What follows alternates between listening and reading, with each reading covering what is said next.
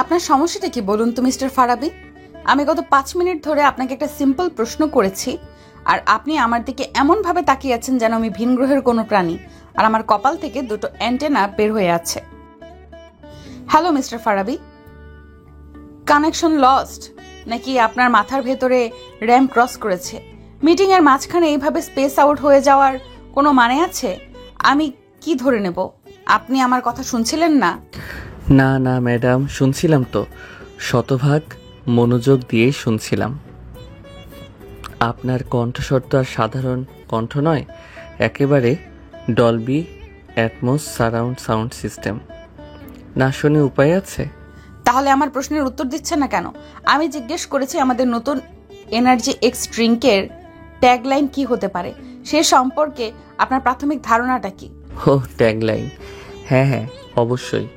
আমার মাথায় তো আইডিয়ার বন্যা বয়ে যাচ্ছে ম্যাডাম, কিন্তু সমস্যা হলো আপনার দিকে তাকালে আমার মাথার সব আইডিয়া কর্পূরের মতো উবে যায়। আপনার চেহারায় এমন একটা মায়া আছে, থুক্কু, মায়া না মায়াঙ্ক চৌধুরী, না না ধুর কি বলছি, মানে আপনার চেহারায় এমন একটা গাম্ভীর্য আছে যে আমার ক্রিয়েটিভিটিও ভয়ে লুকিয়ে পড়ে আর কি। আপনি কি আমার সাথে ফাজলামি করছেন মিস্টার ফারাবি? সি সি ম্যাডাম, আপনার সাথে ফাইজলামি করার দুঃসাহস আমার আছে নাকি? আমি তো শুধু বোঝাতে চাইছিলাম আপনার পার্সোনালিটি এতটাই স্ট্রং যে আমার মতো সাধারণ কপিরাইটারের ক্রিয়েটিভ সেলগুলো ভয়ে স্ট্রাইক ডেকেছে।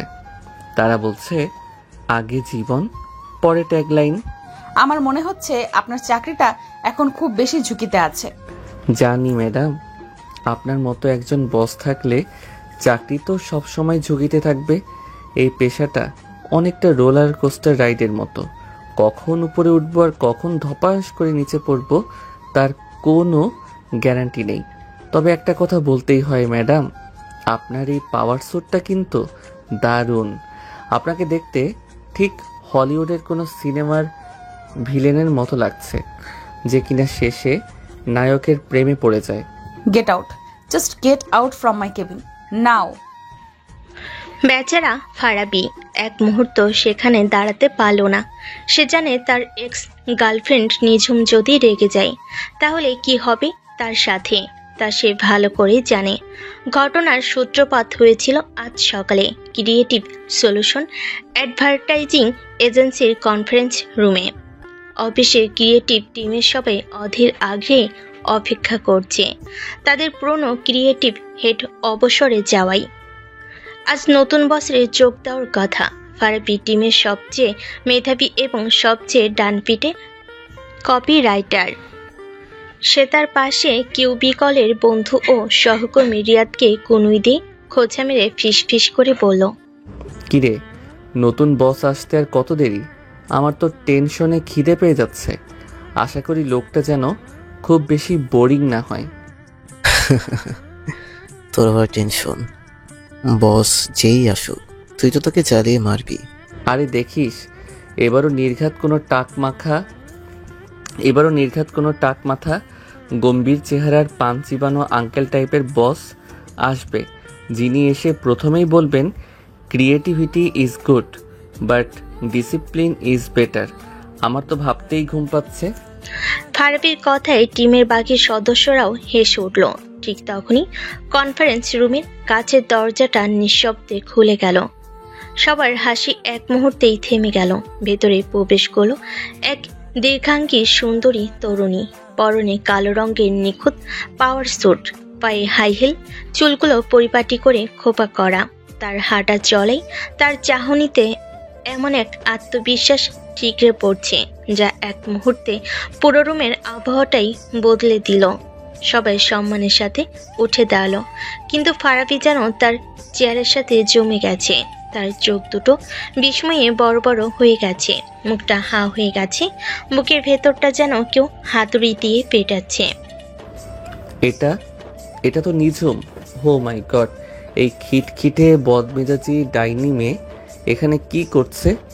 তার নিঝুম, 5 বছর আগের সেই নিঝুম যার জন্য সে পাগল ছিল।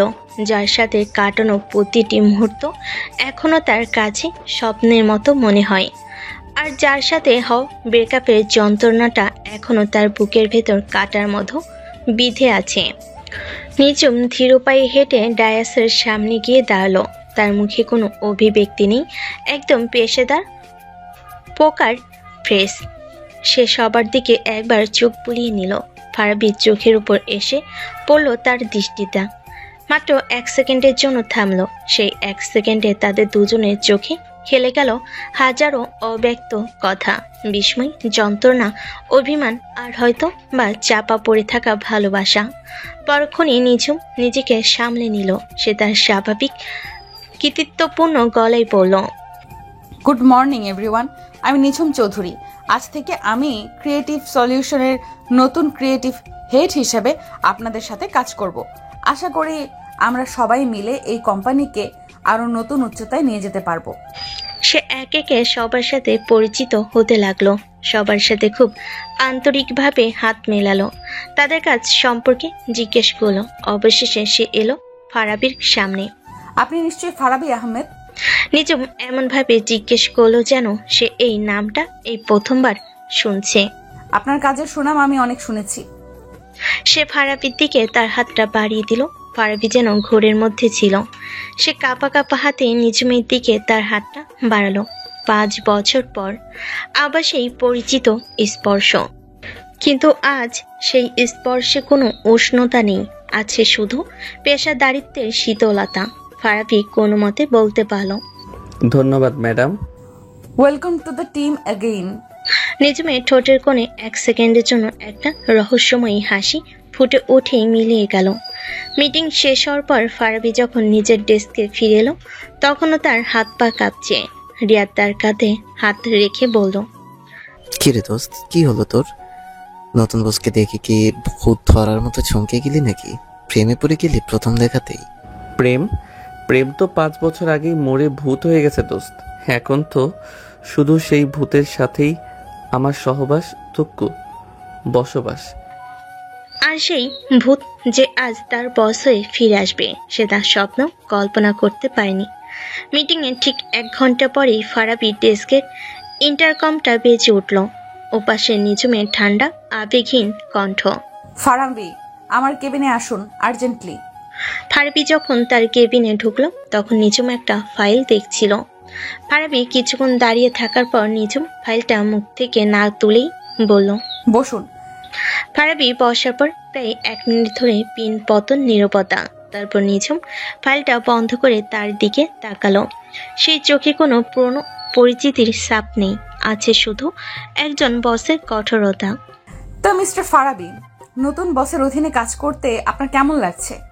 আর তারপরেই তাদের মধ্যে গল্পের শুরুতেই সেই কথোপকথনগুলো হয়েছিল, যা প্রমাণ করে দিচ্ছিল তাদের এই অনাকাঙ্ক্ষিত পুনর্মিলন কোনো মিষ্টি প্রেমের গল্পের সূচনা নয়, বরং এক তীব্র পেশাগত এবং ব্যক্তিগত যুদ্ধেরই পূর্বাভাস। ফারাবি প্রায় ছিটকে বেরিয়ে এলো নিঝুমের কেবিন থেকে। দরজাটা বন্ধ করার শব্দে পুরো ফ্লোর একবারের জন্য কেঁপে উঠল। সে হনহন করে হেঁটে গিয়ে নিজের চেয়ারে ধপাস করে বসে পড়ল। তারপর কিবোর্ডের উপর এমনভাবে হাত রাখলো যেন ওটা কিবোর্ড নয়, নিঝুমের মুখ। রিয়াদ ভয়ে ভয়ে তার কিউবিকলের বিভাগের উপর দিয়ে উকি দিল। কিরে দোস্ত, কি হলো? আছিস এখনো? নাকি তোর চাকরিটা 5 মিনিটের টর্নেডোতে খড়কুটোর মতো উড়ে গেল? প্রথম দিনই বসের কেবিনের দরজায় কেউ এভাবে বন্ধ করে? চাকরিটা এখনো আছে, কিন্তু আমার মেজাজটা আর নেই। ওটা এখন বঙ্গোপসাগরে সৃষ্ট নিম্নচাপের রূপ নিয়েছে। যে কোনো মুহূর্তে সাইক্লোন হয়ে তোর উপরে আছড়ে পড়তে পারে। তাই বলছি, এখান থেকে ভাগ। আরে চড়ছিস কেন? কি হয়েছে ম্যাডাম? তোকে দেখে তো মনে হচ্ছে উনি তোকে শুধু ঝাড়ি দেননি, তোর কিডনিটাও চেয়ে বসেছেন। কিডনি চাইলে তো দিতাম রে দোস্ত, কিন্তু উনি চেয়েছেন আমার আত্মসম্মান, চেয়েছেন আমার অতীত, চেয়েছেন আমাকে আবার সেই 5 বছর আগের ফারাবি বানিয়ে দিতে, যে কিনা ওনার কথায় উঠতো আর বসতো। মানে হলো আমার জীবনের রোলার কোস্টার রাইডটা আনুষ্ঠানিকভাবে শুরু হয়ে গেছে। সিট বেল্ট বাধারও সুযোগ পেলাম না। ঠিক তখনই সবার কম্পিউটারে টিং করে একটা শব্দ হলো। একটা নতুন ইমেল। স্ক্রিনে প্রেরকের নামটা জলজল করছে, নিঝুম চৌধুরী, ক্রিয়েটিভ হেড রিয়াদ। ইমেলটা খুলেই চিৎকার করে উঠল। সর্বনাশ, এ তো দেখি হিটলারের আধুনিক সংস্করণ। নতুন বস্ত্র দেখি এসেই ফায়ার করা শুরু করে দিয়েছেন। ফারাবি বিরক্ত মুখে জিজ্ঞেস করলো, কি হয়েছে? আরে দেখ না, নতুন ক্লায়েন্ট এনার্জি এক্স ড্রিঙ্কসের জন্য ক্যাম্পেইন আইডিয়া চেয়েছে। ডেডলাইন আগামীকাল সকাল 10টা। মাত্র এক রাতের মধ্যে আইডিয়া জেনারেট করতে হবে। এটা কি অফিস নাকি মাস্টার শেফের কিচেন যে 1 ঘন্টার মধ্যে নতুন রেসিপি বানিয়ে দিতে হবে? কিন্তু ফারাবি ইমেলটা দেখে হাসলো। তার চোখে হতাশার বদলে প্রতিশোধের আগুন জ্বলে উঠল। ফায়ার করুক, আমিও দেখব কার আগুনে কে জ্বলে। সে হয়তো ভুলে গেছে ক্রিয়েটিভিটির এই মাঠে আমি সেরা খেলোয়াড়। সে আমার অতীত হতে পারে, কিন্তু সে আমার ভবিষ্যৎ নিয়ন্ত্রণ করতে পারবে না। আজ রাতে খেলা হবে রিয়াদ, এমন খেলা যা সে কোনো দিনও ভুলতে পারবে না। পরের দিন সকাল 10টা, কনফারেন্স রুমে থমথমে পরিবেশ। নিঝুম তার চেয়ারে বসে আছে, তার মুখ পাথরের মতো কঠিন। টিমের বাকি সদস্যরা ভয়ে ভয়ে এক একে তাদের দুর্বল গতানুগতিক আইডিয়াগুলো উপস্থাপন করছে আর নিঝুমের কাছ থেকে করা কথা শুনছে। এটাকে আইডিয়া বলে মিস্টার জামান। এই ট্যাগলাইন তো আমি ক্লাস 5-এর রচনাতেও ব্যবহার করব না। আর সাদিয়া, তোমার প্রেজেন্টেশনের চেয়ে আমার নানির বানানো আচারও বেশি আকর্ষণীয়। নেক্সট। অবশেষে এলো ফারাবির পালা। সে খুব আত্মবিশ্বাসের সাথে উঠে দাঁড়ালো। নিঝুম তার দিকে তাকিয়ে একটা বাঁকা হাসি দিয়ে বলল, তো মিস্টার ফারাবি, আপনার ক্রিয়েটিভ সেলগুলো কি গত রাতের মধ্যে ধর্মঘট ভেঙে কাজে ফিরেছে নাকি এখনো ভয়ের খাটের নিচে লুকিয়ে আছে? তার এই খোঁচাতে টিমের বাকি সদস্যরা মুখ চাউচাই করতে লাগলো, কিন্তু ফারাবি একটু দমল না। সে মৃদু হেসে তার প্রেজেন্টেশন শুরু করলো। আমার ক্রিয়েটিভ সেলগুলো কখনো ধর্মঘটে যায় না ম্যাডাম, তারা শুধু সঠিক অনুপ্রেরণার জন্য অপেক্ষা করে। আর কাল রাতে আপনার ইমেইলটা আমার জন্য টনিকের মতো কাজ করেছে। তাই নাকি? তাহলে দেখা যাক আপনার টনিক কতটা কাজ করছে। আমার ক্যাম্পেইনের নাম হলো switch on your inner beast. এরপরে 10 মিনিট ধরে ফারাবি যা বলল তা ছিল এক কথাই বিদ্যুৎ চমকের মতো। সে কোনো স্লাইড ব্যবহার করলো না, কোনো নোট দেখলো না। সে শুধু তার কথা আর আবেগ দিয়ে পুরো রুমের পরিবেশটাই বদলে দিল। ফারাবি প্রশ্ন ছুড়ে দিল, আমরা কাকে টার্গেট করছি? শুধু সেই ছেলে মেয়েদের যারা সারা দিন জিমে গিয়ে ঘাম ঝরায়? না, আমরা টার্গেট করছি সেই ছেলেটাকে যে সারা দিন বসের ঝাড়ি খেয়ে লোকাল বাসে ঝুলে বাসায় ফেরে, কিন্তু রাতের বেলা সে তার গিটারটা হাতে নিয়ে হয়ে ওঠে একজন রকস্টার।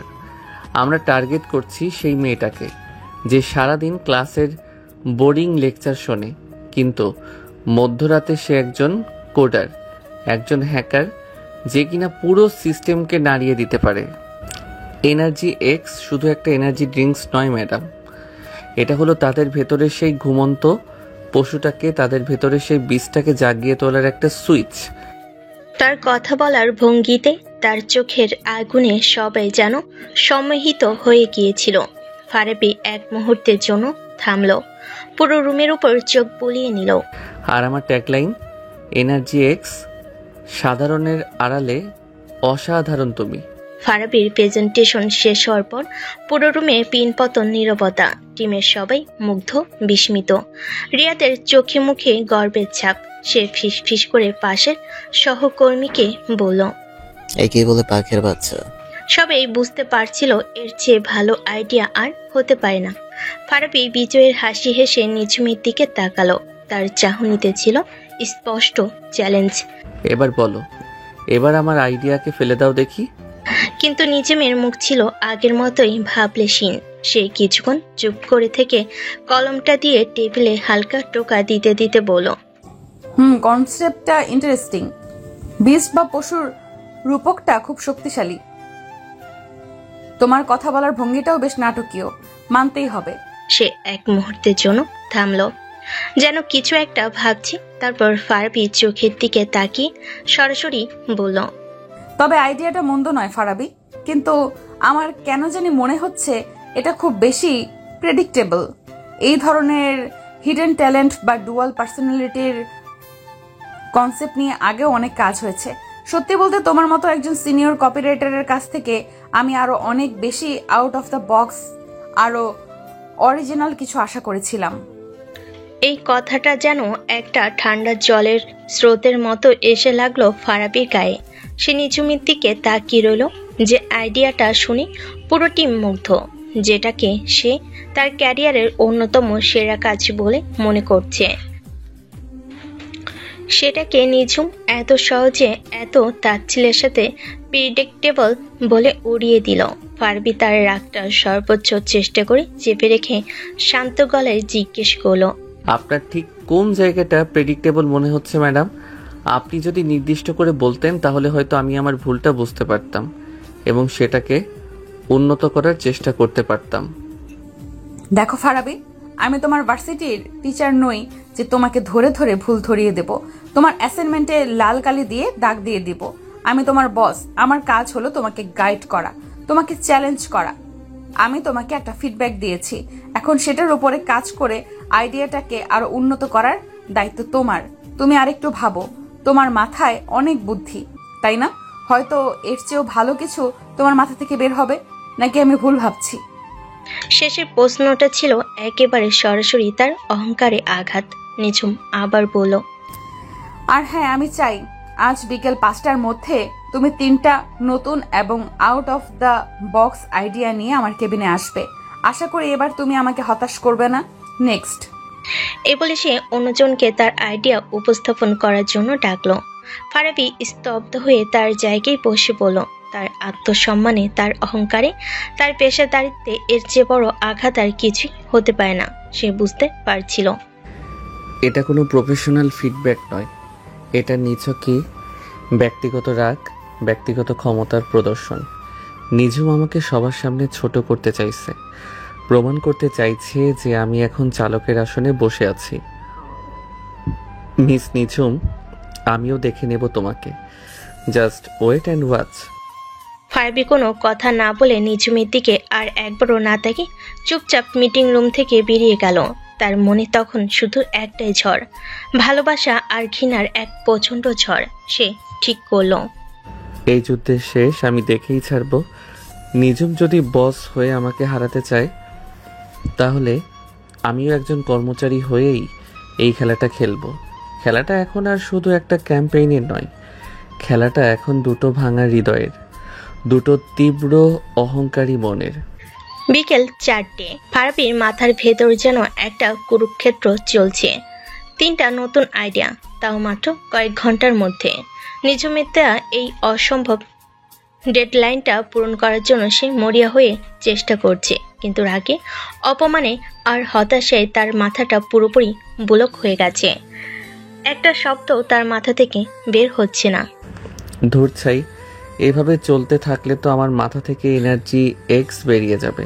সে চেয়ার ছেড়ে উঠে দাঁড়ালো। এই মুহূর্তে আমার এক কাপ কড়া কফি দরকার, শরীরকে জাগানোর জন্য নয়, বরং মেজাজটাকে ঠান্ডা করার জন্য। অফিসের প্যান্ট্রিটা তখন প্রায় ফাঁকা। ফারাবি কফি মেশিনের সামনে দাঁড়িয়ে সবে মগটা সেট করেছে। ঠিক তখনই তার পেছনে এসে দাঁড়ালো নিঝুম, তার হাতেও একটা খালি মগ। ফারাবি তাকে দেখেই এমন একটা ভঙ্গি করলো যেন সে ভূত দেখেছে। আপনি এখানে ম্যাডাম? আমি তো ভেবেছিলাম আপনার মতো হাই লেভেলের বসরা কফি খান না, আপনারা সরাসরি টেনশনটাই পান করেন। নিঝুম তারই খোঁচাতে পাত্তা না দিয়ে স্বাভাবিক গলায় বলল, মেশিনটা ফ্রি হতে আরো কতক্ষণ লাগবে? আমার একটা জরুরি মিটিং আছে। ফারাবি মেশিনের বাটন চাপতে চাপতে বলল, এই তো ম্যাডাম, মাত্র 2 মিনিট। তবে আপনার যদি খুব তাড়া থাকে তাহলে আপনি বরং আমার কফিটাই নিতে পারেন। জুনিয়রের কফি বস খাবে, এটা তো আর নতুন কিছু নয়। আপনারা তো আমাদের আইডিয়া, শ্রম, ঘুম সবই খান। এক কাপ কফি তো আর তুলনায় কিছুই না। অপ্রয়োজনীয় কথা বলার অভ্যাসটা তোমার এখনো যায়নি, তাই না ফারাবি? নিঝুম তার পাশে দাঁড়িয়ে বলল। তার কণ্ঠস্বর ঠান্ডা, কিন্তু ফারাবির খুব কাছে দাঁড়ানোর কারণে তার পারফিউমের হালকা পরিচিত গন্ধটা ফারাবির নাকে এসে লাগলো। সেই পুরনো গন্ধটা, যা একসময় তার খুব প্রিয় ছিল। ফারাবি কফির মগটা হাতে নিয়ে তার দিকে ঘুরল। এক কাপ কফি তো তার তুলনায় কিছুই না। কিছু অভ্যাস বদলানো যায় না ম্যাডাম। যেমন ধরুন আপনার এই হুটহাট করে মানুষের ব্যক্তিগত স্পেসে ঢুকে পড়ার অভ্যাসটা এখনো আগের মতোই আছে। আমি তোমার ব্যক্তিগত স্পেসে ঢুকিনি, আমি শুধু আমার কফির জন্য অপেক্ষা করছি। ও তাই নাকি? ফারাবি তার দিকে তাকিয়ে আপদমস্তক একবার দেখল। বাহ নিঝুম ম্যাডাম, আপনার তো দেখছি অনেক উন্নতি হয়েছে।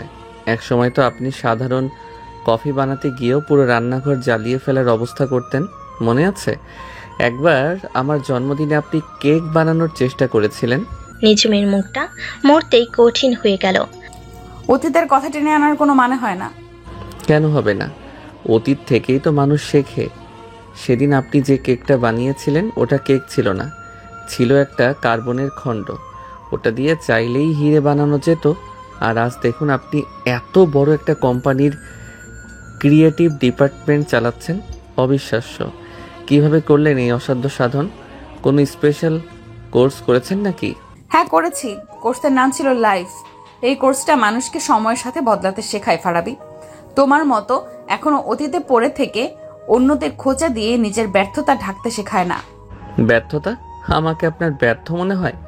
নয়তো কি? 5 বছর আগে তুমি যেখানে ছিলে আজও সেখানেই পড়ে আছো। সেই একই ভার্সিটি কেন্দ্রিক জোকস, সেই একই ছেলে মানুষই, সেই একই বেপরোয়া স্বভাব। আর আমি কোথায় সেটা তো তুমি দেখতেই পাচ্ছ। আমি এগিয়ে গেছি ফারাবি, কারণ আমি জানি জীবনটা কোনো মজার নাটক নয়।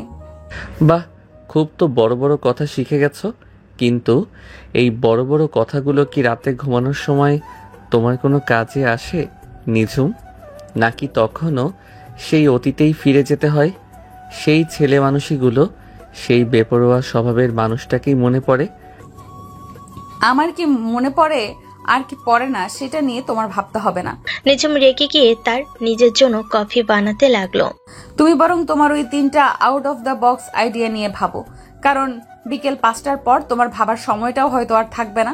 ফারাবি তার পাশে এসে ঝুঁকে ঠিক তার কানের কাছে মুখ নিয়ে এসে ফিস ফিস করে বলল।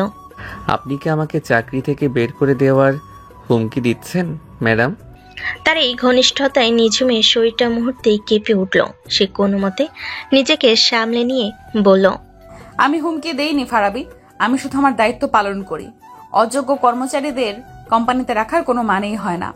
অযোগ্য? ঠিক আছে ম্যাডাম, দেখা যাবে কে যোগ্য আর কে অযোগ্য। বিকেল 5টায় আমার আইডিয়াগুলো আপনার টেবিলে থাকবে, কিন্তু আমার একটা শর্ত আছে। তোমার শর্ত শোনার জন্য আমি বাধ্য নই। শুনতে তো হবেই। আমার আইডিয়াগুলো যদি আপনার সকালের আইডিয়ার চেয়েও ভালো হয়, তাহলে কালকে আপনাকে পুরো টিমের সামনে, সবার সামনে বলতে হবে, Farabi you are a genius. পারবেন তো, নাকি আপনার বসগিরির ইগোতে লাগবে? এই সরাসরি চ্যালেঞ্জে নিঝুমের মুখটা লাল হয়ে গেল। সে ফারাবির চোখের দিকে তাকিয়ে দেখল, সেই চোখে আগুন জ্বলছে। ঠিক আছে, চ্যালেঞ্জ গ্রহণ করলাম, কিন্তু যদি তোমার আইডিয়াগুলো আমার পছন্দ না হয়, তাহলে কাল থেকে তুমি আমার ব্যক্তিগত কফি বয় হিসেবে কাজ করবে। প্রতিদিন সকালে আমার জন্য কফি বানিয়ে আমার টেবিলে নিয়ে আসবে। রাজি? ডান। এই বলে ফারাবি তার কফির মগে একটা চুমুক দিল। উফ, কফিটা বড্ড তেতো, ঠিক আপনার মতো। এই বলে সে একটা চোখ টিপে সেখান থেকে বেরিয়ে গেল। নিঝুম একা পেন্ট্রিতে দাঁড়িয়ে রইল। তার হাত রাগে কাঁপছিল, কিন্তু রাগের আড়ালে তার বুকের ভেতরটা তোলপাড় করছিল অন্য কোনো এক অজানা অনুভূতিতে। 5 বছর পর ফারাবির সাথে এই লড়াইটা, এই খুনসুটিটা তার কেন জানি খুব বেশি ভালো লাগছিল। পাগল একটা, একটুও বদলায়নি এখনো। বিকেল 4:55। ফারাবির ডেস্কটপের কোণায় সময়টা লাল রঙে জ্বলজ্বল করছে, যেন কাউন্টডাউন টাইমার। তার সামনে ছড়ানো ছিটানো অসংখ্য কাগজ, কয়েকটা খালি কফির কাপ আর একটা উপর হয়ে থাকা এনার্জি ড্রিঙ্কের ক্যান। গত 1 ঘন্টায় সে যা করেছে তাকে ঠিক কাজ বলা চলে না, বরং একটা ঘূর্ণিঝড়ের সাথে তুলনা করা যায়। নিজমের দেওয়া চ্যালেঞ্জটা তার জেদকে এমনভাবে উস্কে দিয়েছে যে তার মাথার ভেতর থেকে আইডিয়াগুলো যেন আগ্নেয়গিরির লাভার মতো বেরিয়ে আসছিল। রিয়াদ তার কিউবিকল থেকে গলা বাড়িয়ে বলল, রিয়াদ, ওই ফারাবি 5টা বাজতে আর 5 মিনিট। কিরে, কিছু হলো? নাকি আমাদের ভাবিজির জন্য কফি বানানোর প্র্যাকটিস শুরু করে দিয়েছিস? পারলে আমার জন্য 1 কাপ বানাস, চিনি ছাড়া। চুপ কর শালা। তোর ভাবি কফি খাবে কি না সেটা পরের বিষয়। আগে তো তার মুখ দিয়ে জিনিয়াস শব্দটা বের করতেই হবে। আর 5 মিনিট নয়, আমার লাগবে আর মাত্র 1 মিনিট। সে দ্রুত 3টা সেরা আইডিয়া আলাদা করে সেগুলোর মূল পয়েন্টগুলো গুছিয়ে একটা ইমেলে টাইপ করলো। তারপর ঘড়িতে ঠিক 4:59:50 বাজতে সে সেন্ড বাটনে ক্লিক করলো। মেলটা নিজমের ইনবক্সে পৌঁছানোর সাথে সাথেই অফিসের দেওয়াল ঘড়িতে ঢং করে 5টার ঘন্টা বেজে উঠল। ফারাবি চেয়ারে হেলান দিয়ে 2 হাত মাথার পেছনে রেখে একটা বিজয়ী হাসি হাসল। বুম, খেলা শেষ, টাকা হজম, এখন শুধু পুরস্কার বিতরণের পালা। রিয়াদ অবাক হয়ে বলল, সত্যি সত্যি করে ফেলেছিস? মাত্র কয়েক ঘন্টায় 3টা নতুন আইডিয়া? তুই কি মানুষ নাকি ক্রিয়েটিভিটির কোনো চাইনিজ ভার্সন যে এত ফাস্ট করে? যখন আত্মসম্মানে লাগে তখন সাধারণ নোকিয়া ফোনও আইফোন 15 প্রো ম্যাক্স হয়ে যায় দোস্ত। আর আমি তো ফারাবি। ঠিক তখনই ফারাবির ডেস্কের ইন্টারকমটা কর্কশ শব্দে বেজে উঠল। ওপাশে নিজম শান্ত, নিয়ন্ত্রিত কণ্ঠ, যেন কিছুই হয়নি। ফারাবি, তোমার মেলটা আমি পেয়েছি। আইডিয়াগুলো নিয়ে আলোচনার জন্য এখনই আমার কেবিনে এসো। ফোনটা রেখে ফারাবি একটা ভাব নিয়ে তার শার্টের কলারটা ঠিক করলো। দেখলি, বস নিজেই ডেকে পাঠিয়েছেন। এবার শুধু ইউআরে জিনিয়াস ডায়লগটা শোনার অপেক্ষা। আমার জন্য হাততালি দেওয়ার প্রস্তুতি নে বন্ধু। ফারাবি নিজমের কেবিনে ঢোকার পর নিজম তাকে কোনো ভূমিকা ছাড়াই বসতে বলল। বসো। তার সামনে প্রিন্ট করা ফারাবির আইডিয়াগুলো রাখা। সে খুব মনোযোগ দিয়ে কাগজগুলোর উপরে চোখ বোলাচ্ছিল। তার মুখে কোনো অভিব্যক্তি নেই, যেন সে কোনো পরীক্ষার খাতা দেখছে। ফারাবি তার সামনের চেয়ারে বসে অপেক্ষা করতে লাগলো। তার হার্টবিটটা একটু একটু করে বাড়ছিল। সে যতই বাইরে থেকে আত্মবিশ্বাসী ভাব দেখাক না কেন, ভেতরে ভেতরে সে জানতো নিজমের কাছ থেকে প্রশংসা আদায় করা মাউন্ট এভারেস্টের চড়ার চেয়েও কঠিন। প্রায় 5 মিনিট পাথরের মতো বসে থাকার পর নিজম মুখ তুলল। তার মুখটা এখনো পড়া যাচ্ছে না। আইডিয়াগুলো আমি পড়েছি ফারাবি, এবং ফারাবির হার্টবিটটা যেন কয়েক সেকেন্ডের জন্য থমকে গিয়েছিল। আমি বেশ অবাক হয়েছি। আমি ভাবতেও পারিনি তুমি এত অল্প সময়ে এতগুলো ভিন্ন ধর্মী কনসেপ্ট নিয়ে ভাবতে পারবে। বিশেষ করে এই 3 নাম্বার আইডিয়াটা, দ্য সাইলেন্ট এনার্জি। এটা সত্যি খুব ইন্টারেস্টিং। কনসেপ্টটা আমার ভালো লেগেছে। ফারাবির মুখটা উজ্জ্বল হয়ে উঠল। সে তার কানকে বিশ্বাস করতে পারছিল না নিজম তার প্রশংসা করছে। তাহলে ম্যাডাম, আমাদের বাজিটা, আমি কি আমার সেই কাঙ্ক্ষিত ডায়লগটা শুনতে পারি? ফারাবি, ইউআরে। নিজম তাকে মাঝপথে থামিয়ে দিয়ে বলল, কিন্তু আইডিয়া আর কনসেপ্ট এক জিনিস নয় ফারাবি। তোমার কনসেপ্টটা ভালো, কিন্তু সেটার কোনো শরীর নেই, কোনো আত্মা নেই। এর এক্সিকিউশন প্ল্যানটা খুব দুর্বল। আমাদের ক্লায়েন্ট শুধু স্বপ্ন দেখে না, তারা সেই স্বপ্নকে বাস্তবেও দেখতে চায়। তাই আমি চাই তুমি আজ রাতেই এই আইডিয়াটার উপরে একটা সম্পূর্ণ প্রেজেন্টেশন তৈরি করবে। কাল সকালে মিস্টার রজার্সের সাথে আমাদের একটা জরুরি মিটিং আছে। আমরা এই নতুন আইডিয়াটাই তাদের সামনে উপস্থাপন করব। কি বললেন? আজ রাতেই? ম্যাডাম, এখন বাজে 5:30। আপনি কি আমার সাথে মজা করছেন? একটা সম্পূর্ণ প্রেজেন্টেশন রিসার্চ আর মার্কেট অ্যানালাইসিস সহ তৈরি করতে অন্তত 8 থেকে 10 ঘন্টা সময় লাগবে। এটা কোনোভাবেই সম্ভব না। কেন সম্ভব না? নিজমের ঠোঁটের কোণে সেই পরিচিত বাঁকা হাসিটা আবার ফিরে এলো। আমার টিমের সেরা কর্মচারীর কাছে তো সময়ের কোনো অজুহাত থাকতে পারে না, তাই না ফারাবি? তুমি না কিছুক্ষণ আগেই বলেছিলে আত্মসম্মানে আঘাত লাগলে সাধারণ মানুষ হালকা হয়ে যায়। নাকি তোমার সেই হাল খাওয়ার শক্তিটা মাত্র কয়েক ঘন্টাতেই ফুরিয়ে গেল? এটা হালকা হওয়ার প্রশ্ন নয় ম্যাডাম, এটা বাস্তবতার প্রশ্ন। তাহলে হয়তো আমারই তোমাকে চিনতে ভুল হয়েছে। নিঝুম উঠে দাঁড়িয়ে জানালার কাছে গেল। আমি ভেবেছিলাম তুমি চ্যালেঞ্জ নিতে ভালোবাসো। যাকগে, তুমি যদি না পারো তাহলে আমাকে পরিষ্কার করে বলে দাও, আমি অন্য কাউকে দিয়ে কাজটা করিয়ে নেব। সাদিয়া হয়তো পারবে, ওর কাজ করার স্পিড বেশ ভালো। এই কথাই ফারাবীর জেটটা আবার আগ্নেয়গিরির মতো ফেটে পড়ল। অন্য কেউ তার আইডিয়া নিয়ে কাজ করবে, এটা সে কিছুতেই মেনে নিতে পারবে না। না, অন্য কাউকে লাগবে না, আমি করব, আজ রাতেই করব। আপনি কোনো চিন্তা করবেন না ম্যাডাম। কাল সকালের মিটিংয়ে আপনার হাতে একটা বিশ্বমানের প্রেজেন্টেশন থাকবে, এমন প্রেজেন্টেশন যা দেখে আপনি জিনিয়াস শব্দটা বলতে বাধ্য হবেন। গুড, আমি এটাই আশা করেছিলাম। তাহলে আর সময় নষ্ট না করে কাজে লেগে পড়ো। রাত 10টা। ক্রিয়েটিভ সলিউশনস এর বিশাল ফ্লোরটা ভূতের বাড়ির মতো অন্ধকার, নিস্তব্ধ। শুধু দুটো ডেস্কের আলো জ্বলছে, একটা নিঝুমের কাছে কেবিনের ভিতর, আরেকটা বাইরে ফারাবীর ডেস্কে। দূর চাই, এই ডেটাটা মিলছে না কেন? ফারাবী বিরক্ত হয়ে বিড়বিড় করলো, তার চোখ দুটো জ্বালা করছে, মাথাটা হ্যাং হয়ে আছে। কাজের চাপে পরিবেশটা এতটাই থমথমে যে কিবোর্ডের টাইপিংয়ের শব্দ খুব জোরে শোনাচ্ছে। হঠাৎ করে সেই নিস্তব্ধতা ভেঙে দিয়ে ফারাবীর পকেটে থাকা ফোনটা তীব্র স্বরে বেজে উঠল। রিংটং হিসাবে বাজছে অর্ণবের গাওয়া সেই পুরনো গান। অর্ণবের গাওয়া সেই পুরনো পরিচিত গানটা। হারিয়ে গিয়েছি এই তো ভালো খবর আমার কেউ রাখে না। গানটা যেন কোনো রিংটন নয়, একটা টাইম মেশিন। এক মুহূর্তে সে ফারাবী আর নিঝুম দুজনকে 5 বছর পেছনে তাদের ভার্সিটির সেই দিনগুলোতে ফিরিয়ে নিয়ে গেল। ফারাবী দ্রুত ফোনটা পকেট থেকে বের করে কেটে দিল, কিন্তু গানের রেশটা তখনও ঘরের বাতাসে ভাসছে। সে আর চোখে নিঝুমের কেবিনের দিকে তাকালো, দেখলো নিঝুম ফাইল থেকে মুখ তুলে কাচের দেওয়ালের ওপাশ থেকে তার দিকেই তাকিয়ে আছে। তার চোখে কোনো রাগ নেই, কোনো কৃতিত্ব নেই, আছে শুধু একরাশ বিষণ্ণতা, একরাশ স্মৃতি। কয়েক মুহূর্তে নীরবতার পর ফারাবীর ডেস্কের ইন্টারকমটা বেজে উঠল। ওপাশে নিঝুমের কণ্ঠ, তবে এবার আর আগের মতো কঠোর নয়, কিছুটা নরম, কিছুটা ভেজা। জি ম্যাডাম। ফারাবী, তোমার ফোনের রিংটোনটা এখনো এটাই আছে? হ্যাঁ। কেন? বদলাতে ইচ্ছে করেনি কখনো। আবারও কয়েক সেকেন্ডের নীরবতা। ফারাবী শুনতে পাচ্ছিল ফোনের ওপাশে নিঝুম একটা দীর্ঘশ্বাস ফেলো। গানটা বেশ বিরক্তিকর, অফিসের পরিবেশের সাথে ঠিক যায় না। এটা বদলে ফেললে ভালো হয়, এটা আমার আদেশ।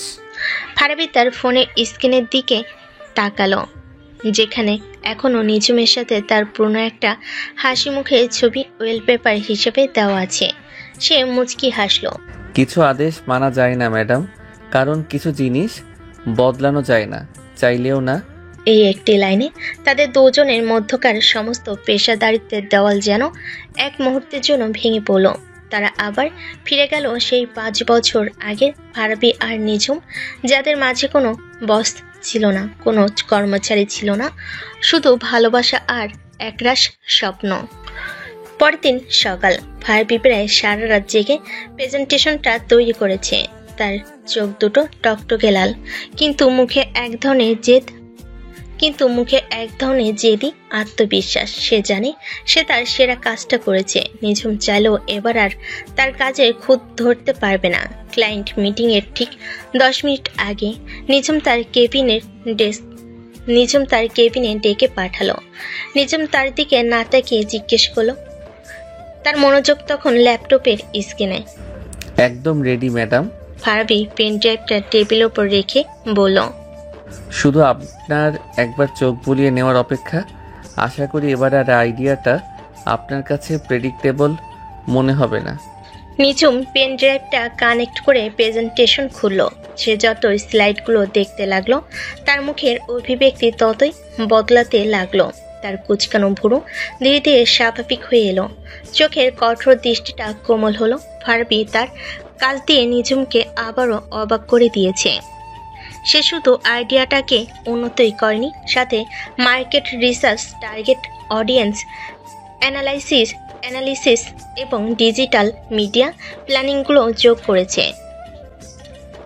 প্রেজেন্টেশনটা দেখা শেষ করে নিজুম কিছুক্ষণ চুপ করে রইল। কি হলো ম্যাডাম, এবারও কি কোনো সমস্যা খুঁজে পেয়েছেন, নাকি জিনিয়াস শব্দটা আপনার মুখ দিয়ে বের হতে চাইছে না? প্রেজেন্টেশন রেডি, কাজটা ভালো হয়েছে ফারাবি, সত্যিই খুব ভালো হয়েছে। তোমার রিসার্চ প্রশংসার যোগ্য। আমি যা চেয়েছিলাম তুমি তার চেয়েও বেশি করেছো। এই অপ্রত্যাশিত প্রশংসায় ফারাবি কিছুটা অবাক হলো, কিন্তু তার জেদটা কমলো না। তাহলে আমাদের বাজিটা? আপনি কি এখন সবার সামনে? মিটিংটা শেষ হোক, তারপর দেখা যাবে। এখন চলো, মিস্টার রজার্স আমাদের জন্য অপেক্ষা করছেন। কনফারেন্স রুমে থমথমে পরিবেশ। এনার্জি এক্স এর সিও মিস্টার রজার্স একজন 50 ঊর্ধ্ব রাশভারী আমেরিকান। তার সামনে ভালো আইডিয়া উপস্থাপন করা আর বাঘের খাঁচায় ঢুকে তাকে নাচ শেখানো একই জিনিস। প্রথমে নিজুম ক্যাম্পেইনের প্রেক্ষাপটটা তুলে ধরলো, তারপর সে ফারাবিকে প্রেজেন্টেশন দেওয়ার জন্য ডাকলো। ফারাবি তার স্বভাবসুলভ ভঙ্গিতে অসাধারণ বাচনভঙ্গি আর আত্মবিশ্বাস দিয়ে প্রেজেন্টেশনটা শুরু করলো। দ্য সাইলেন্ট এজেন্সির কনসেপ্টটা মিস্টার রজার্সের বেশ পছন্দ হলো। তিনি কয়েকবার মাথা নেড়ে সায়ও দিলেন। ফারাবি যখন ভাবছে সে প্রায় জিতে গেছে, ঠিক তখনই মিস্টার রজার্স মিটিং থামিয়ে দিয়ে বলেন, হোল্ড ওয়ান ইয়াং ম্যান, আইডিয়াটা আমার ভালো লেগেছে। ইটস ফ্রেশ, ইটস পাওয়ারফুল, কিন্তু আমার একটা প্রশ্ন আছে। Sure sir. আমাদের মূল প্রতিযোগী লাইট স্পিড ড্রিঙ্কস, তারা তাদের বিজ্ঞাপনে এক্সট্রিম স্পোর্টস যেমন মাউন্টেন ক্লাইম্বিং, সার্ফিং এগুলো দেখায়। তাদের ট্যাগলাইন হলো আনলিশ দ্য পাওয়ার, আর তুমি বলছো তোমরা সাধারণ মানুষের ভেতরের শক্তিকে দেখাবে। আমার ভয় হচ্ছে তোমাদের এই সাইলেন্ট কনস্পেক্টরটা তাদের আউল ক্যাম্পেইনের সামনে স্ল্যান হয়ে যাবে না তো? মানুষকে তাকে দুর্বলতা ভাববে। এই অপ্রত্যাশিত প্রশ্নে ফারাবি কিছুটা থমকে গেল। সে এই দিকটা নিয়ে ভাবিনি। সে কিছু একটা উত্তর দেওয়ার জন্য মনে মনে শব্দ হাতড়াচ্ছিল। আমি কি উত্তরটা দিতে পারি স্যার? হঠাৎ করেই নিজমের শান্ত আত্মবিশ্বাসী কণ্ঠস্বর শোনা গেল। মিস্টার রজার্স তার দিকে তাকাতে এসে বলতে শুরু করলো, আপনি খুব গুরুত্বপূর্ণ একটা পয়েন্ট তুলে ধরেছেন স্যার। এটা সত্যি যে লাইট স্পিড পাওয়ার বা শক্তিকে খুব আক্ষরিক অর্থে দেখায়, কিন্তু আমরা মনে করি একবিংশ শতাব্দীতে শক্তির সংজ্ঞা বদলে গেছে। আজকের যুগে একজন পর্বতারোহীর চেয়ে একজন কোডারের শক্তি কোনো অংশে কম নয়, যে কিনা তার মেধা দিয়ে পুরো পৃথিবীকে বদলে দিতে পারে। একজন দৌড়বিদের চেয়ে একজন আর্টিস্টের শক্তি কম নয়, যে কিনা তার শিল্প দিয়ে সমাজে বিপ্লব ঘটাতে পারে। সে ফারাবির দিকে এক পলক তাকিয়ে আবার বলতে শুরু করলো, ফারাবি এই সাইলেন্ট এনার্জি কনসেপ্টটা আসলে দুর্বলতার কথা বলছে না স্যার, এটা বলছে ভেতরের শক্তির কথা। সেই শক্তি যা বাহির থেকে দেখা যায় না, কিন্তু যা দিয়ে অসম্ভবকে সম্ভব করা যায়। লাইট স্পিড আপনাকে পাহাড়ের চূড়ায় ওঠার শক্তি দিবে, আর আমাদের এনার্জি এক্স আপনাকে আপনার নিজের জীবনের চূড়ায় ওঠার সাহস দেবে। এখন সিদ্ধান্ত আপনার। আপনি কি শুধু শারীরিক শক্তি বিক্রি করতে চান, নাকি মানুষের স্বপ্নকে উস্কে দিতে চান? নিজমের এই অসাধারণ যুক্তি, তার কথা বলার ভঙ্গি, তার আত্মবিশ্বাস, সবকিছু মিলে মিস্টার রজার্সের মুখটা উজ্জ্বল হয়ে উঠল। তিনি হাততালি দিয়ে উঠলেন, brilliant miss Chowdhury, you are absolutely brilliant. আমি ঠিক এই ধরনের চিন্তাভাবনাই খুঁজছিলাম। ফারাবির আইডিয়া আর আপনার দর্শন, এই দুটো মিলে একটা অগ্রতিরোধ্য ক্যাম্পেইন তৈরি হবে। Congratulation creative solution, we are happy to work with you. Meeting শেষ হলো। ক্লায়েন্ট খুশি মনে বেরিয়ে গেল। পুরো টিম আনন্দে ফেটে পড়ল। সবাই নিজুম আর ফারাবিকে অভিনন্দন জানাতে লাগলো। সবাই চলে যাওয়ার পর কনফারেন্স রুমে শুধু রয়ে গেল ফারাবি আর নিজুম। ফারাবি কোনো কথা না বলে চুপচাপ দাঁড়িয়েছিল। তার ইগো হয়তো তাকে নিজুমের প্রশংসা করতে বাধা দিচ্ছিল, কিন্তু তার মনটা আজ নিজুমের প্রতি এক নতুন শ্রদ্ধায় ভরে গিয়েছিল। সে আজ নতুন করে নিজমকে চিনেছে। সে শুধু তার এক্স গার্লফ্রেন্ড নয়, সে একজন অসাধারণ পেশাদার, একজন জিনিয়াস। নিজম তার ফাইলপত্র গোছাতে গোছাতে জিজ্ঞেস করল, কি হলো, এখনো দাঁড়িয়ে আছো কেন? কিছু না, শুধু ভাবছিলাম আপনি যদি ক্রিয়েটিভ হেড না হয়ে উকিল হতেন তাহলে হয়তো দেশের সেরা আইনজীবী হতেন। যেভাবে কথা দিয়ে আপনি পুরো কেস ঘুরিয়ে দিলেন, অবিশ্বাস্য। এই প্রথম ফারাবির মুখ থেকে কোনো উইটি রিমার্ক নয়, বরং জেনুইন প্রশংসা শুনল নিজম। তার খুব ভালো লাগলো। ফারাবি আবার জিজ্ঞেস করলো, আর আমাদের বাজিটা? আপনি কিন্তু এখনো আমাকে জিনিয়াস বলেননি। নিজম তার দিকে ফিরে একটা মিষ্টি হাসি হাসলো। তুমি কি সত্যিই চাও আমি ওটা বলি? অবশ্যই। ঠিক আছে। নিজম তার কাছে এগিয়ে এলো, তারপর তার কানের কাছে মুখ নিয়ে এসে ফিসফিস করে বলল, ইউ আর জিনিয়াস ফারাবি, কিন্তু মনে রেখো আমি তোমার বস, আর বস ইজ অলওয়েজ রাইট। এই বলে সে একটা চোখ টিপে রুম থেকে বেরিয়ে গেল।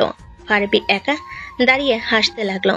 সে বুঝতে পারছিল তাদের এই পেশাগত যুদ্ধটা ধীরে ধীরে এক নতুন মিষ্টি খুনসুটির দিকে মন নিচ্ছে, যা হয়তো তাদের পুরনো সম্পর্কটাকেও নতুন করে ভাবার বাধ্য করবে। রাত প্রায় 10টা। ফারাবি অফিস থেকে এসে তার বাসায় ড্রয়িং রুমের সোফায় আদশা হয়ে টিভি দেখছে। টিভিতে একটা বোরিং টক শো চলছে, কিন্তু সেই দিকে তার কোনো মনোযোগ নেই। তার হাতে থাকা ফোনে সে হোয়াটসঅ্যাপে তার কলেজ জীবনের বন্ধুদের গ্রুপে তুমুল আড্ডায় মগ্ন। সে টাইপ করলো, দোস্ত, আজকের দিনটা যা গেল না। প্রথমে ভাবলাম ক্লায়েন্টকে পটিয়ে ফেলেছি, কিন্তু আমার বস ওই হিটলার শেষ মুহূর্তে এমন একটা ডায়লগ দিল যে ক্লায়েন্ট আমার চেয়ে ওরই ফ্যান হয়ে গেল। মেয়েটা কি মানুষ নাকি গুগল অ্যাসিস্ট্যান্ট বুঝি না, সব প্রশ্নের উত্তর ওর মাথায় রেডি থাকে। সে তার বন্ধু আকাশের সাথে কথা বলছিল, কিন্তু একই সময়ে তার মা মিসেস নার্সিন তার জন্য রাতের খাবার গরম করতে করতে রান্নাঘর থেকে ডাকলেন, ফারাবি, এই ফারাবি, বলি রাতের খাবারটা কি আজ খাবি নাকি কালকে সকালবেলা একেবারে খাবি? আসছি মা। মায়ের ডাকে মনোযোগ সরে যাওয়ায় সে তার বন্ধুদের মেসেজের রিপ্লাইটা টাইপ করলো। কন্ট্যাক্ট লিস্টে আকাশের নামটা দেখেই দ্রুত সেন্ড করে দিল। মেসেজটা ছিল, দোস্ত, আমার বসটা একটা আস্ত হিটলার সারাদিন শুধু আমাকেই বিরক্ত করার সুযোগ খোঁজে। মনে হয় পুরনো প্রতিশোধ নিচ্ছে। আমার তো মাঝে মাঝে ইচ্ছে করে ওর কফির মধ্যে তেলাপোকাটা ছেড়ে দেই। মেসেজটা সেন্ড হওয়ার 1 সেকেন্ডের মধ্যে ফারাবির বুকের ভেতরটা ধর্ষ করে উঠল। সে আকাশের বদলে মেসেজটা পাঠিয়ে দিয়েছে নিজুম চৌধুরী বসের নম্বরে। ও শিট শিট শিট। সে দ্রুত মেসেজটার উপর ট্যাপ করে ডিলিট ফর এভরিওয়ান অপশনটা খুঁজছিল, কিন্তু উত্তেজনায় হাত কাঁপছিল তার। ডিলিট করার আগে সে দেখল মেসেজটার নিচে দুটো নীল টিক চিহ্ন জ্বলে উঠেছে। তার মানে নিঝুম মেসেজটা দেখে ফেলেছে। গেছে রে আমার চাকরি, আমার সম্মান, আমার ইজ্জত, সব শেষ। ফারাবি কপালে হাত দিয়ে বসে পড়ল। সে সাথে সাথে মেসেজটা ডিলিট করে দিল, কিন্তু সে জানে যা ক্ষতি হওয়ার তা হয়ে গিয়েছে। মিসেস নার্সিন খাবার হাতে নিয়ে এসে জিজ্ঞেস করলেন, কিরে, কি হয়েছে? তোর মুখটা এমন ফ্যাকাশে লাগছে কেন? ভূতে ধরেছে নাকি? ভূত না মা, সাক্ষাৎ ডাইনি ধরেছে। এমন একটা ভুল করে ফেলেছি যার জন্য হয়তো কাল থেকে আমাকে আর অফিসে যেতে হবে না। তোমার বেকার ছেলের বোঝাটা হয়তো তোমাকে আরো কিছুদিন বইতে হবে। মানে কি করেছিস তুই? ঠিক তখনই ফারাবির বাবা মিস্টার ইকবাল সন্ধ্যাকালীন হাঁটা শেষে বাসে ঢুকলেন। কি হয়েছে? কে বেকার? আমার ছেলে তো এখন বড় চাকরি করে, তাই না বাবা? ফারাবি তার বাবা মায়ের দিকে তাকিয়ে একটা দীর্ঘশ্বাস ফেল। বাবা মা, তোমাদের সাথে আমার কিছু কথা ছিল। আমার নতুন বস। সে তাদের পুরো ঘটনাটা খুলে বলল। নিজম যে তার এক্স গার্লফ্রেন্ড, সেই পরিচয়টা অবশ্য গোপন রাখলো। সবটা শুনে তার বাবা মা মাথায় হাত দিয়ে বসে পড়লেন। হায় আল্লাহ, তুই করেছিসটা কি? নিজের বসের নামে এইসব কথা লিখে পাঠিয়ে দিয়েছিস? তোর কি মাথায় গোবর ভরা নাকি? মিস্টার ইকবাল তাকে শান্ত করলেন। আরে থামো তো, ভুল তো মানুষেরই হয়। আর তুমিও বাপু কেমন? অফিসের বসকে নিয়ে এসব লেখার কি দরকার ছিল?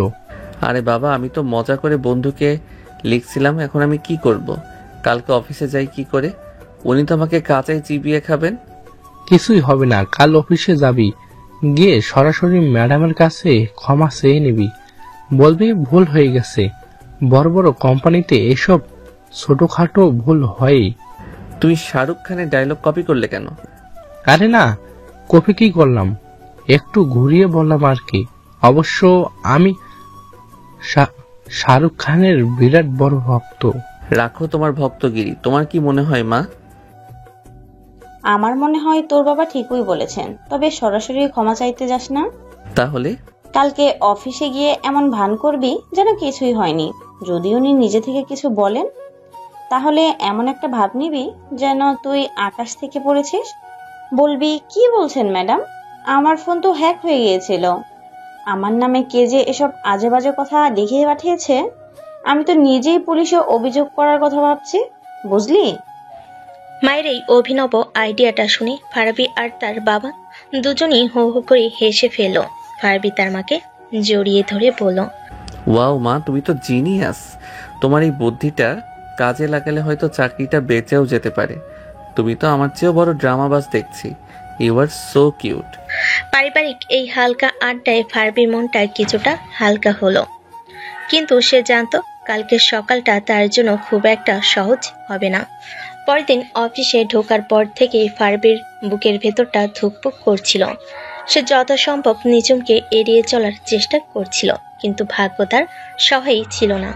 লাঞ্চের ঠিক আগে তার ডেস্কের ইন্টারকমটা বেজে উঠল। তার পাশে নিঝুমের বরফ শীতল কণ্ঠ। ফারাবি, আমার কেবিনে এসো, তোমার সাথে আমার কিছু ব্যক্তিগত কথা আছে। ফারাবি একটা ঢোক গিলে কেবিনে দিকে এগিয়ে গেল। সদর দরজায় নক করতেই ভেতর থেকে গম্ভীর কণ্ঠ ভেসে এলো, ভেতরে এসো। ফারাবি ভেতরে ঢুকে দেখলো নিঝুম তার দিকেই তাকিয়ে আছে। তার চোখে কোনো রাগ নেই, আছে শুধু একরাশ প্রশ্ন আর কৃতিত্ব। বসো। ফারাবি বসার পর নিঝুম তার দিকে ঝুঁকে এসে শান্ত কিন্তু ধারালো গলায় জিজ্ঞেস করলো, তো মিস্টার ফারাবি, তোমার নাকি তোমার বসকে নিয়ে কোনো গুরুতর সমস্যা আছে? তুমি নাকি তার কফিতে তেলাপোকা মেশানোর কথাও ভাবছো? ফারাবি তার মায়ের শেখানো প্ল্যান অনুযায়ী একেবারে মাসুম একটা মুখ তৈরি করলো। তার চোখে মুখে রাজ্যে বিস্ময়। কি কি বলছেন এসব ম্যাডাম? আমি আপনার নামে তেলাপোকা? আমার বস তো পৃথিবীর সেরা বস। আপনার মতো সাপোর্টিভ, আপনার মতো ইন্টেলিজেন্ট বস পাওয়া তো ভাগ্যের ব্যাপার। আমি কেন আপনার নামে এসব বলতে যাব? নিশ্চয়ই কোনো ভুল হচ্ছে। ভুল হচ্ছে? তাহলে গতকাল রাত 10:15 তোমার নাম্বার থেকে আমার হোয়াটসঅ্যাপে যে মেসেজটা এসেছিল, ওটা কি মঙ্গল গ্রহ থেকে কোনো এলিয়েন পাঠিয়েছিল? গতকাল রাত 10:15? ম্যাডাম, গতকাল রাতে তো আমার ফোনটা আমার কাছে ছিল না। আমার ছোট ভাই গেম খেলতে গিয়ে ফোনটা নিয়ে এমনভাবে পাসওয়ার্ড চেঞ্জ করে দিয়েছে যে আমি নিজেই ফোনটা খুলতে পারছিলাম না। আজ সকালে দোকানে গিয়ে ঠিক করিয়ে আনলাম। হায় আল্লাহ, তার মানে আমার ভাইটাই কি এই কাজটা করলো? ও তো একটা আস্ত শয়তান। দাঁড়ান, আমি আজকেই বাড়ি গিয়ে ওর পিঠের চামড়া তুলে নেব। নিঝুম তার দিকে তাকিয়ে একটা বাঁকা হাসি হাসল। ফারাবির এই নিখুঁত অভিনয় দেখে নিঝুম কয়েক মুহূর্তের জন্য সত্যি বিভ্রান্ত হয়ে গেল, কিন্তু পরক্ষণেই সে নিজেকে সামলে নিল। সে জানে ফারাবি কতটা পাকা অভিনেতা। তাই নাকি? তোমার ভাইয়ের উপর আমার মায়া হচ্ছে। বেচারা না জেনে এত বড় একটা দোষের ভাগীদার হয়ে গেল। সে তার ডেস্কের ড্রয়ার থেকে একটা প্রিন্ট আউট বের করে ফারাবির সামনে রাখলো। তোমার ভাই হয়তো মেসেজটা ডিলিট করে দিয়েছে, কিন্তু সে হয়তো জানে না ডিলিট করার আগেও স্ক্রিনশট নিয়ে রাখা যায়। স্ক্রিনশটের কাগজটা দেখে ফারাবির মুখের হাসি উধাও হয়ে গেল। তার সব নাটক, সব অভিনয় এক মুহূর্তে ধরা পড়ে গেছে। এখন কি বলবে ফারাবি? এখনো কি তোমার ফোন হ্যাক হয়েছিল, নাকি তোমার ছোট ভাই দোষী? ফারাবি চুপ করে রইল, তার আর কিছুই বলা নেই। দেখো ফারাবি, তুমি আমাকে ব্যক্তিগতভাবে যা খুশি তাই বলতে পারো, কিন্তু অফিসের প্ল্যাটফর্মে এই ধরনের ছেলে মানুষ আমি সহ্য করব না। আশা করি ভবিষ্যতে তুমি আরো বেশি সতর্ক থাকবে। জি ম্যাডাম। ফারাবি যখন উঠে দাঁড়ালো তখন নিঝুম তাকে আবার ডাকলো। ঠিক আছে, তুমি এখন যেতে পারো। ও, আরেকটা কথা। জি ম্যাডাম। আমার কফিতে যদি কখনো সত্যি সত্যি তেলাপোকা পাই, তাহলে কিন্তু ওটা তোমাকেই খাওয়াবো, মনে থাকবে তো? নিঝুমের ঠোঁটের কোণে দুষ্টু হাসি। এই কথায় ফারাবি আর হাসি চেপে রাখতে পারল না, সেও হেসে ফেল। মনে থাকবে ম্যাডাম। কেবিন থেকে বেরিয়ে আসার সময় ফারাবির আর কোনো রাগ বা অপমান বোধ হচ্ছিল না, বরং তার খুব মজা লাগছিল। সে বুঝতে পারছিল নিঝুম তাকে শাস্তি দেয়নি, বরং তাদের পুরনো দিনে খুনসুটির মতোই একটা খেলা খেলেছে, আর এই খেলাটা খেলতে তারও খুব ভালো লাগছে। এভাবে কেটে গেছে আরো প্রায় 1 মাস। ফারাবি আর নিঝুমের মধ্যকার এই ঠান্ডা লড়াইটা এখন অফিসে সবে কম বেশি জেনে গেছে। তাদের মিটিংয়ের উত্তপ্ত বাক্য বিনিময়, প্যান্টির মজার মন্তব্য আর একে অপরকে টেক্কা দেওয়ার প্রতিযোগিতা সবে এখন সহকর্মীদের কাছে এক উপভোগ্য নাটকের মতো। কিন্তু এই পেশাগত দ্বন্দ্বের আড়ালে যে তাদের মধ্যে এক ধরনের বোঝাপড়া তৈরি হচ্ছে তা হয়তো তার নিজেরাও জানে না। ফারাবি এখন ইচ্ছে করে নিঝুমকে রাগানোর জন্য নানা রকম ছেলেমানুষি করে, আর নিঝুমের বসের গাম্ভীর্যের আড়ালে সেই রাগটা উপভোগ করে। সেদিন ছিল সোমবার, সপ্তাহের সবচেয়ে বিরক্তিকর দিন। সকাল থেকেই ফারাবির মেজাজটা খারাপ ছিল। আগের রাতে বন্ধুদের সাথে আড্ডা দিতে গিয়ে বাড়ি ফিরতে অনেক রাত হয়ে গিয়েছিল, তাই ঘুমটা ঠিক মতো হয়নি। অফিসে এসে সে তার চেয়ারে বসে একটা বুদ্ধি আঁটল। আজ সে কোনো রকম কাজ করবে না, আজ সে অসুস্থতার নাটক করে নিঝুমকে বিরক্ত করবে। ওহ মা গো, মরে গেলাম রে। ফারাবির আশঙ্কিক আর্তনাদে পাশে কিউবিকলের রিয়াদ চমকে তাকালো। সে দেখলো ফারাবি দুহাত মাথায় চেপে ধরে ডেস্কে প্রায় শুয়ে পড়েছে।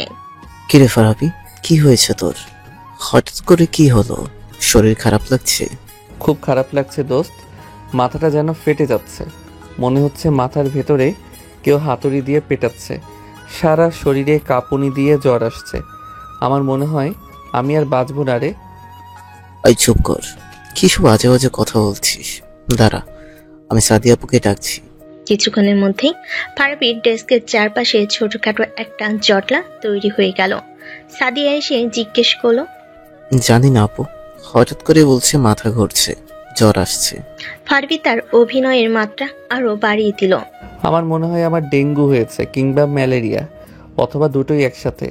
আমার শেষ ইচ্ছে আমার ডেস্কের ড্রয়ারে রাখা চিপসের প্যাকেটটা তোরা সবাই ভাগ করে খাস। টিমের সবাই যখন তাকে নিয়ে প্রচন্ড চিন্তিত, তখন ফারাবি এক চোখ সামান্য খুলে কাছের দেওয়ালের ওপাশে নিঝুমের কেবিনের দিকে তাকালো। নিঝুম তার নিজের কাজে এতটাই মগ্ন যেন বাইরের পৃথিবীতে পারমাণবিক বোমা ফাটলো সে তার কিছু যায় আসে না। ফারাবি মনে মনে বলল, কি পাষাণ রে বাবা।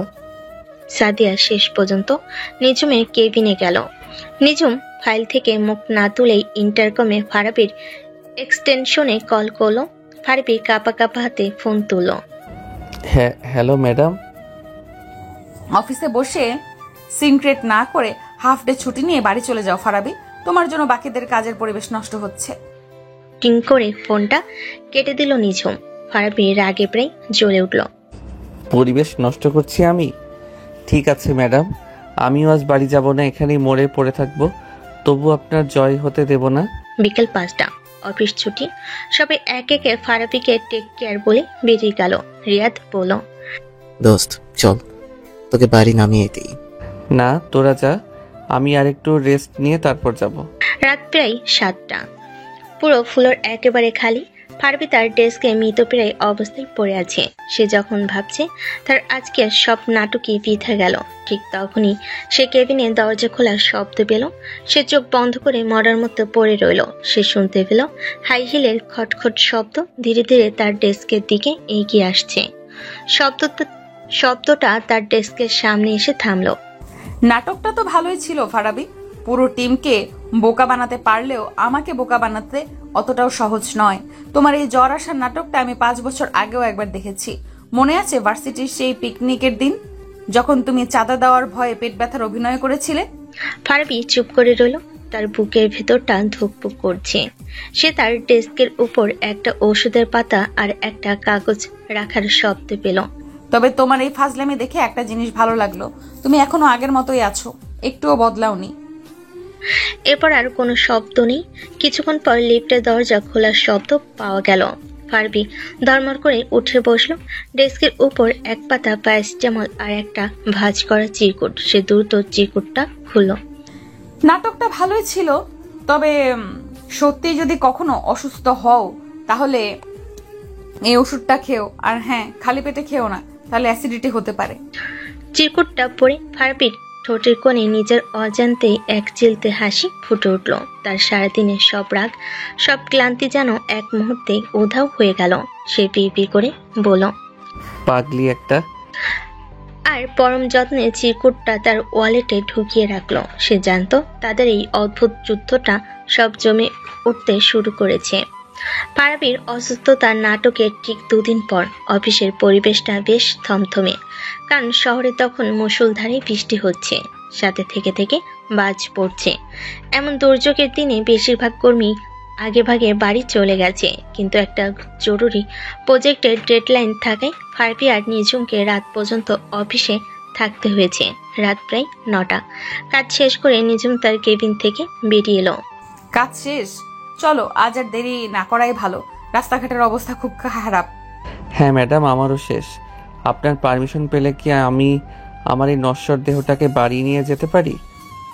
রাস্তাঘাটের অবস্থা খুব খারাপ, অতিরিক্ত কথা বলাটা কি তোমার জন্মগত অভ্যাস? নিঝুম বিরক্ত হওয়ার ভান করলো। তার ঠোঁটের কোণে ছিল হালকা হাসির আভাস। তারা দুজনই একসাথে লিফটের জন্য অপেক্ষা করতে লাগলো। পুরো ফ্লোর অন্ধকার, শুধু করিডোরে টিম লাইটগুলো জ্বলছে। বাইরে বিদ্যুতের ঝলকানিতে বিশাল কাচের জানালাগুলো থেকে থেকে আলোকিত হয়ে উঠছে। লিফট আসতেই তার ভেতরে ঢুকলো। ফারাবি জি বাটনে প্রেস করলো। লিফটের দরজাটা বন্ধ হয়ে গেল। লিফটের দরজাটা বন্ধ হয়ে সবে নিচের দিকে নামতে শুরু করেছে। ঠিক তখনই একটা প্রচন্ড বাজ পড়ার শব্দ হলো। সাথে সাথে পুরো বিল্ডিং এর ইলেকট্রিসিটি চলে গেল। লিফটের ভিতরে আলোটা নিভে গিয়ে ইমার্জেন্সি লাইটটা জ্বলে উঠল এবং একটা ঝাঁকুনি দিয়ে লিফটটা মাঝপথে থেমে গেল। What the? ফারাবি দেওয়ালে পিঠ দিয়ে দাঁড়িয়ে নিজেকে সামলে নিল। লিফটের ভেতরটা তখন ইমার্জেন্সি লাইটের আবছা হলদে আলোয় ভৌতিক দেখাচ্ছে। বাইরে বৃষ্টির ঝমঝমে শব্দ ছাড়া আর কোনো আওয়াজই নেই। নিঝুমের কণ্ঠে প্রথমবারের মতো হালকা আতঙ্কের ছাপ। কি হলো? লিফটটা থেমে গেল কেন? মনে হচ্ছে পাওয়ার ফেল করেছে ম্যাডাম। ফারাবি পকেট থেকে ফোন বের করে টর্চ লাইটটা জ্বালালো। আর আমাদের ভাগ্যটা এতটাই ভালো যে আমরা ঠিক 2টো ফ্লোরের মাঝখানে আটকে গেছি। Wow, what N adventure. এটা কোনো অ্যাডভেঞ্চারের সময় নয় ফারাবি, ইমার্জেন্সি বাটনে প্রেস করো। ফারাবি কয়েকবার ইমার্জেন্সি বাটন আর ইন্টারকমে চাপলো, কিন্তু কোনো সাড়া নেই। কোনো লাভ নেই, জেনারেটর হয়তো এখনো চালু হয়নি। আমাদের অপেক্ষা করা ছাড়া আর কোনো উপায় নেই। এই বলে সে হেলান দিয়ে দাঁড়ালো। নিঝুমকে দেখে তার বেশ মজাই লাগছিল। সে যে বসটা সারাদিন তাকে শাসন করে, সে এখন একটা ছোট্ট লিফটের মধ্যে আটকে গিয়ে ভয় পাচ্ছে। কি হলো ম্যাডাম, আপনার কি ভয় লাগছে? আপনার মতো সাহসী ভিলেনদের তো অন্ধকারকেই ভয় দেখানোর কথা। আমার অন্ধকারে ভয় লাগে না, আমার বদ্ধ জায়গায় অস্বস্তি হয়। It's called claustrophobia. ও তাই নাকি? তাহলে তো ব্যাপারটা সিরিয়াস। আচ্ছা, চিন্তা করবেন না, আমি তো আছি, আপনার সুপারহিরো। যদিও আমার কাছে কোনো স্পেশাল পাওয়ার নেই, শুধু আজে বাজে কথা বলা ছাড়া। তার এই কথায় নিঝুমের মুখে হালকা হাসি ফুটে উঠল। পরিবেশটা কিছুটা সহজ করার জন্য ফারাবি বলতে লাগলো, আচ্ছা ম্যাডাম, চলুন একটা খেলা খেলি। যেহেতু আমাদের হাতে এখন অফুরন্ত সময়, চলুন ট্রুথ অর ডেয়ার খেলি। এখন খেলা করার মতো মানসিকতা আমার নেই। আরে খেলতে তো হবেই, না হলে আপনার ভয় আরও বাড়বে। ঠিক আছে, ডেয়ার তো আর এখানে সম্ভব না, তাই শুধু ট্রুথ। আমি আপনাকে একটা প্রশ্ন করব, আপনি সত্যি উত্তর দেবেন, তারপর আপনি আমাকে। নিঝুম কোনো উত্তর দেওয়ার আগে ফারাবি তার প্রথম প্রশ্নটা করে বসলো। আমার সেই দিনের অসুস্থতার নাটকটা কি আপনি সত্যি ধরে ফেলেছিলেন, নাকি মনে মনে আমার জন্য আপনার একটু চিন্তা হয়নি? নিঝুম কিছুক্ষণ চুপ করে রইল। লিফটের আবছা আলোয় তার মুখটা খুব বিষণ্ণ দেখাচ্ছে। তারপর শান্ত গলায় বলল, তোমার নাটকটা আমি প্রথম থেকেই ধরে ফেলেছিলাম ফারাবি। তোমার এইসব ছেলে মানুষই ভান আমি খুব ভালো করেই চিনি, কিন্তু চিন্তা যে একেবারে হয়নি তা বললে মিথ্যা বলা হবে। আমি জানতাম। এই তো লাইনে এসেছেন, ঠিক আছে। এবার আপনার পালা, করুন আপনার প্রশ্ন। নিঝুম তার দিকে সরাসরি তাকালো। তার চোখের দৃষ্টি এতটাই তীব্র ছিল যে ফারাবির মুখের হাসিটা মুহূর্তেই উধাও হয়ে গেল। আমার পালা? তাহলে বলো ফারাবি, 5 বছর আগে শেষ দিনটাতে তুমি কেন একবারও আমার কাছে ফিরে আসোনি? কেন একটা ফোন, একটা মেসেজ, কোনো কিছুর প্রয়োজন মনে করনি? কেন কোনো ব্যাখ্যা ছাড়াই আমার জীবন থেকে একটা ঝড়ের মতো উধাও হয়ে গিয়েছিলে? আমার অপরাধটা ঠিক কি ছিল ফারাবি? আমাকে কি একবারও জানানোর সুযোগ দেওয়া যেত না? এই একটা প্রশ্নে লিফটের ভেতরের সমস্ত হালকা পরিবেশ মুহূর্তেই ভারী হয়ে দম বন্ধ করা এই একটা প্রশ্নে লিফটের ভেতরের সমস্ত হালকা পরিবেশটা মুহূর্তে ভারী দম বন্ধ করা হয়ে গেল। ফারাবি মনে হলো কেউ যেন তার বুকের ভেতর থেকে সব বাতাস বের করে নিয়েছে। কারণ কারণ ব্যাখ্যা চাওয়ার বা দেওয়ার মতো কোনো পরিস্থিতি তুমি রাখোনি নিঝুম। ফারাবি অনেকদিন পরে তার নাম ধরে ডাকলো। তার কণ্ঠে ছিল অভিমানে 5 বছরের জমানো ভেজা কষ্ট। আমার এখনো স্পষ্ট মনে আছে সেই বিকেলটা। আমি তোমার জন্য ভার্সিটির গেটে অপেক্ষা করছিলাম। হাতে তোমার প্রিয় কদম ফুলের মালা ছিল। আর আমি নিজের চোখে দেখলাম তুমি ভার্সিটির সেই সিনিয়র ভাই রাহাত ভাইয়ের বাইকে করে তার সাথে হাসতে হাসতে চলে যাচ্ছ। সেই রাহাত ভাই যার সাথে আমার সম্পর্ক নিয়ে তোমার সাথে আমার প্রায় ঝামেলা হতো। 5 বছরের জমানো কষ্টে ভেজা। সে একটা দীর্ঘশ্বাস ফেলল। আর তার আগের দিন রাতেই তুমি আমাকে কি বলেছিলে মনে আছে?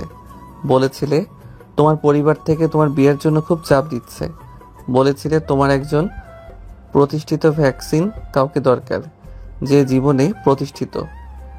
আমার মতো একজন বেপরোয়া স্বপ্নবিলাসী ছেলের সাথে জীবন কাটানো সম্ভব নয়। এরপরও কি আমার কিছু বোঝার বাকি থাকে নিঝুম? আমার মনে হয়েছিল তুমি হয়তো তোমার সিদ্ধান্ত নিয়ে ফেলেছ। আমার আর সেখানে দাঁড়িয়ে থেকে নিজেকে হাসির পাত্র বানানোর কোনো মানে হয় না। আর তুমি আমার মুখের কথাগুলোকেই সত্যি বলে ধরে নিলে। নিঝুমের কণ্ঠস্বর কানে ধরে এলো। কাঁদতে কাঁদতে বলে, তুমি আমার চোখের দিকে একবারও তাকাওনি ফারাবি? তুমি একবারও আমার কাছে এসে জিজ্ঞেস করার প্রয়োজন মনে করলে না কেন আমি তার সাথে গিয়েছিলাম, কেন আমি ওভাবে কথাগুলো বলেছিলাম? তার চোখ দিয়ে টপ টপ করে জল গড়িয়ে পড়তে লাগলো। সেদিন সকালে আমার মা হঠাৎ করে সিঁড়ি থেকে পড়ে গিয়ে মাথায় খুব বাজেভাবে আঘাত পেয়েছিলেন। আমাকে দ্রুত হাসপাতালে যেতে হয়েছিল। আমার ফোনেও 1 ফোঁটা চার্জ ছিল না যে আমি তোমাকে জানাবো। আমি যখন দিশেহারা হয়ে রাস্তা খুঁজছিলাম, ঠিক তখনই রাহাত ভাই আমাকে দেখতে পান। তিনি আমাকে শুধু হাসপাতালে পৌঁছে দেওয়ার জন্য লিফট দিয়েছিলেন ফারাবি। শুধু একটা লিফট, এর বেশি কিছু না। আর তুমি কি জানো হাসপাতালের বেডে শুয়েও মা কাকে খুঁজছিলেন? তোমাকে। তিনি বারবার বলেছিলেন আমার ফারাবি বাবা কই, ওকে ছাড়া যে আমার ভালো লাগছে না। ফারাবি স্তব্ধ হয়ে গেল। তার পুরনো পৃথিবীটা যেন ঘুরতে শুরু করেছে। তাহলে পুরো ব্যাপারটাই ছিল একটা বিশাল ভুল বোঝাবুঝি। আর ওই প্রতিষ্ঠিত হওয়ার কথাটা? ওটা আমি রাগের মাথায় বলেছিলাম, শুধু তোমাকে কষ্ট দেওয়ার জন্য বলেছিলাম। কারণ তুমি আমার জন্মদিনের কথা ভুলে গিয়ে বন্ধুদের সাথে সিলেটে ট্যুরে চলে গিয়েছিলে। আমার কতটা অভিমান হয়েছিল তুমি কি একবারও ভেবে দেখেছিলে? আমি চেয়েছিলাম তুমি আমার কাছে এসে আমার অভিমান ভাঙাবে, আমাকে সরি বলবে, ঠিক আগের মতো। আমি তো ভাবতেও পারিনি তুমি আমার একটা রাগের কথাকে এত সিরিয়াসলি নিয়ে নেবে আর কোনো দিন আমার সাথে যোগাযোগই করবে না। আমি তোমাকে পরদিন সকালে ফোন করেছিলাম, নিঝুম, অনেকবার করেছিলাম, কিন্তু তোমার ফোনটা সারাদিন বন্ধ ছিল। কারণ আমি ফোনটা ইচ্ছে করে বন্ধ করে রেখেছিলাম। আমি ভেবেছিলাম ফোন বন্ধ দেখলে তুমি চিন্তা করবে, তুমি আমার বাসায় ছুটে আসবে। আমি সারা দিন দরজার দিকে তাকিয়ে তোমার জন্য অপেক্ষা করেছিলাম। ভেবেছিলাম এই বুঝি তুমি এলে। ভেবেছিলাম তুমি এসে আমাকে বকা দেবে, আমার সাথে ঝগড়া করবে, তারপর জড়িয়ে ধরে বলবে সরি, আর কোনোদিন এমন হবে না। কিন্তু তুমি আসোনি ফারাবি, তুমি আর কোনোদিনও আসোনি। লিফটে সেই ছোট্ট অন্ধকার জায়গায় দুটো ভাঙা হৃদয় আজ 5 বছর পর তাদের ভুলের আর ইগোর তাদের জেদের মুখোমুখি হলো। এই 5টা বছরে তারা হয়তো জীবনের অনেক এগিয়ে গেছে, কিন্তু তাদের ভেতরটা যে এখনো সেই পুরনো ক্ষতটাই বয়ে বেড়াচ্ছে। তা আজ তারা দুজনেই বুঝতে পারলো। ফারাবি আর নিজেকে সামলাতে পারলো না। সে নিঝুমের কাঁধে সে নিঝুমের কাছে গিয়ে দুই কাঁধে হাত রাখলো। তার নিজের চোখ দিয়েও জল গড়িয়ে পড়ছে। আমি আমি খুব বড় একটা ভুল করে ফেলেছি নিঝুম। আমি তোমাকে বিশ্বাস করতে পারিনি। আমি আমার ইগোকে তোমার ভালোবাসার চেয়েও বড় করে দেখেছিলাম। প্লিজ যদি পারো আমাকে মাফ করে দাও। নিঝুম তার বুকে মাথা রেখে কান্নায় ভেঙে পড়ল। ভুলটা শুধু তোমার ছিল না ফারাবি, আমারও ছিল। আমার অভিমানটা খুব বেশি ছিল। আমারও উচিত ছিল তোমাকে সবকিছু খুলে বলার। ঠিক সেই মুহূর্তেই একটা ঝাঁকুনিতে লিফটের ভেতরে হলদে আলোটা নিভে গিয়ে উজ্জ্বল সাদা আলো জ্বলে উঠল। পাওয়ার চলে এসেছে। লিফটটা ধীরে ধীরে নিচের দিকে নামতে শুরু করলো, কিন্তু ফারাবি আর নিঝুম কেউই একে অপরের কাছ থেকে সরল না। তারা একে অপরকে আরো শক্ত করে জড়িয়ে ধরে দাঁড়িয়ে রইল। আজ 5 বছর পর তার জন্য আবার নতুন করে নিঃশ্বাস নিতে পারছিল। বাইরের পৃথিবীতে তারা হয়তো এখনো বস আর কর্মচারী, কিন্তু লিফটের ভিতরে এই মুহূর্তটা তাদের পুরনো সম্পর্কটাকে আবার জাগিয়ে তুলেছে। এক নতুন শুদ্ধ ভালোবাসার নতুন দরজা খুলে দিয়েছে। পরের দিন সকালে অফিসে ঢোকার পর থেকে পরিবেশটা কেমন অদ্ভুত। ফারাবি যখন তার ডেস্কে এসে বসলো, তখন তার আর নিঝুমের দিকে তাকাতে কেমন যেন লজ্জা লাগছিল, আবার এক ধরনের অধিকারবোধ কাজ করছিল। গতকাল রাতের ওই ঘটনার পর তাদের মধ্যকার সমস্ত তিক্ততা, সমস্ত পেশাগত দূরত্বের দেওয়াল যেন এক ঝটকায় ভেঙে পড়েছে। রিয়া তার কিউবিকলে উকি দিয়ে বলল, কিরে দোস্ত, কাল রাতে তোদের দুজনের কি হয়েছিল? তোরা তো অফিস থেকে বের হওয়ার পর আর ফোনই ধরলি না। আর আজকে ম্যাডামের মুখটাও কেমন যেন মেঘ কেটে যাওয়া শরবতের আকাশের মতো পরিষ্কার লাগছে। কাহিনী কি? তেমন কিছু না, শুধু 5 বছরের পুরনো একটা অপারেটিং সিস্টেম আপডেট দিয়ে নতুন করে রিবুট করলাম আর কি। সে যখন কাজ শুরু করতে যাবে ঠিক তখনই অফিসের পিয়ন এসে তার ডেস্কে একটা সুন্দর করে র্যাপিং পেপারে মোড়ানো ছোট্ট বাক্স রেখে গেল। ফারাবি আরো অবাক হলো, নিঝুম থেকে গিফট পাঠিয়েছে। সে সাবধানে র্যাপিং পেপারটা খুলো। ভেতরে একটা ডামি ব্যান্ডের সুন্দর দেখতে কফি মগ, আর মগের ভেতরে একটা ভাঁজ করা চিরকুট। ফারাবি চিরকুটটা খুলো। ভেতরে নিঝুমে মুক্তার মতো হস্তাক্ষরে লেখা, কাল রাতের ঘটনার জন্য আমি দুঃখিত। আমারও তোমাকে বিশ্বাস করা উচিত ছিল। আর হ্যাঁ, এটা তোমার জন্য, যাতে ভবিষ্যতে তোমাকে আর আমার তেতো কফির মগে কফি খেতে না হয়। চিরকুটটা পরে ফারাবি ঠোঁটের কোণে এক চিলতে হাসি ফুটে উঠল। সে মগটা হাতে নিয়ে দেখলো সেটার গায়ে খুব সুন্দর করে ডিজাইন করে লেখা, ওয়ার্ল্ডস ও গেস্ট এমপ্লয়ি। বাহ, সরি বলার সাথেও খোঁচা মারাটা এখনো ছাড়তে পারিনি। সে উঠে দাঁড়িয়ে নিঝুমের কাছে কেবিনের দিকে তাকালো। নিঝুম তখন কাজ করার ভান করলো আর চোখে তাকিয়ে দেখছিল। ফারাবি মগটা উঁচিয়ে তাকে একটা স্যালুট জানাই এবং ইশারায় বোঝালো খুব পছন্দ হয়েছে। নিঝুমের মুখেও হালকা হাসির আভা ফুটে উঠল। ফারাবির মনে হলো, নিঝুম যখন এত সুন্দর করে সরি বলতে পারে, তাহলে আমি বা পিছিয়ে থাকবো কেন? আমাদের ভুলের পাল্লায় তো আমারই দোষটা বেশি ছিল। লাঞ্চের ঠিক আগে নিঝুম তার কেবিনে বসে একটা জরুরি ফাইল দেখছিল। হঠাৎ করে সে তার প্রিয় ডার্ক চকলেটের গন্ধ পেল। সে মুখ তুলে দেখল ফারাবি তার কেবিনে দাঁড়িয়ে আছে, তার হাতে একটা চকলেট বার। কি ব্যাপার ফারাবি, তুমি ভেতরে এলে কখন? নক করনি তো? কিছু কিছু সময় হৃদয়ের দরজা দিয়ে প্রবেশ করতে হয় ম্যাডাম, নক করে তো শুধু কর্মচারীরা, আমি তো। সে কথাটা শেষ না করেই থেমে গেল। তুমি কি? কিছু না, এই নিন চকলেট, এটা আপনার জন্য। কেন হঠাৎ চকলেট কেন? এটা আমার তরফ থেকে সরি বলার প্রথম কিস্তি। বাকি কিস্তিগুলো জলদি পেয়ে যাবেন। আশা করি এই মিষ্টি জিনিসটা খাওয়ার পর আপনার তেতো কথাগুলো যেন একটু মিষ্টি হয়ে যায়। এই বলে সে কোনো উত্তরের অপেক্ষা না করে কেবিন থেকে বেরিয়ে গেল। নিঝুম চকলেটের দিকে তাকিয়ে হাসল। পাগল একটা। এরপর থেকে তাদের মধ্যে শুরু হয়ে গেল এক অদ্ভুত মিষ্টি প্রতিযোগিতা। কে কাকে কত অভিনব উপায়ে সরি বলতে পারে। তাদের এই নীরব খেলাটা অফিসের আর কেউ না বুঝলো, তারা দুজনেই খুব উপভোগ করতে লাগলো। একদিন ফারাবি নিঝুমের ডেস্কের উপর একটা ছোট্ট টবে ক্যাকটাসের চারা রেখে একটা নোটে লিখে দিল, আমার কথাগুলো হয়তো মাঝে মাঝে এই ক্যাকটাসের কাটার মতোই ধারালো হয়, তার জন্য দুঃখিত।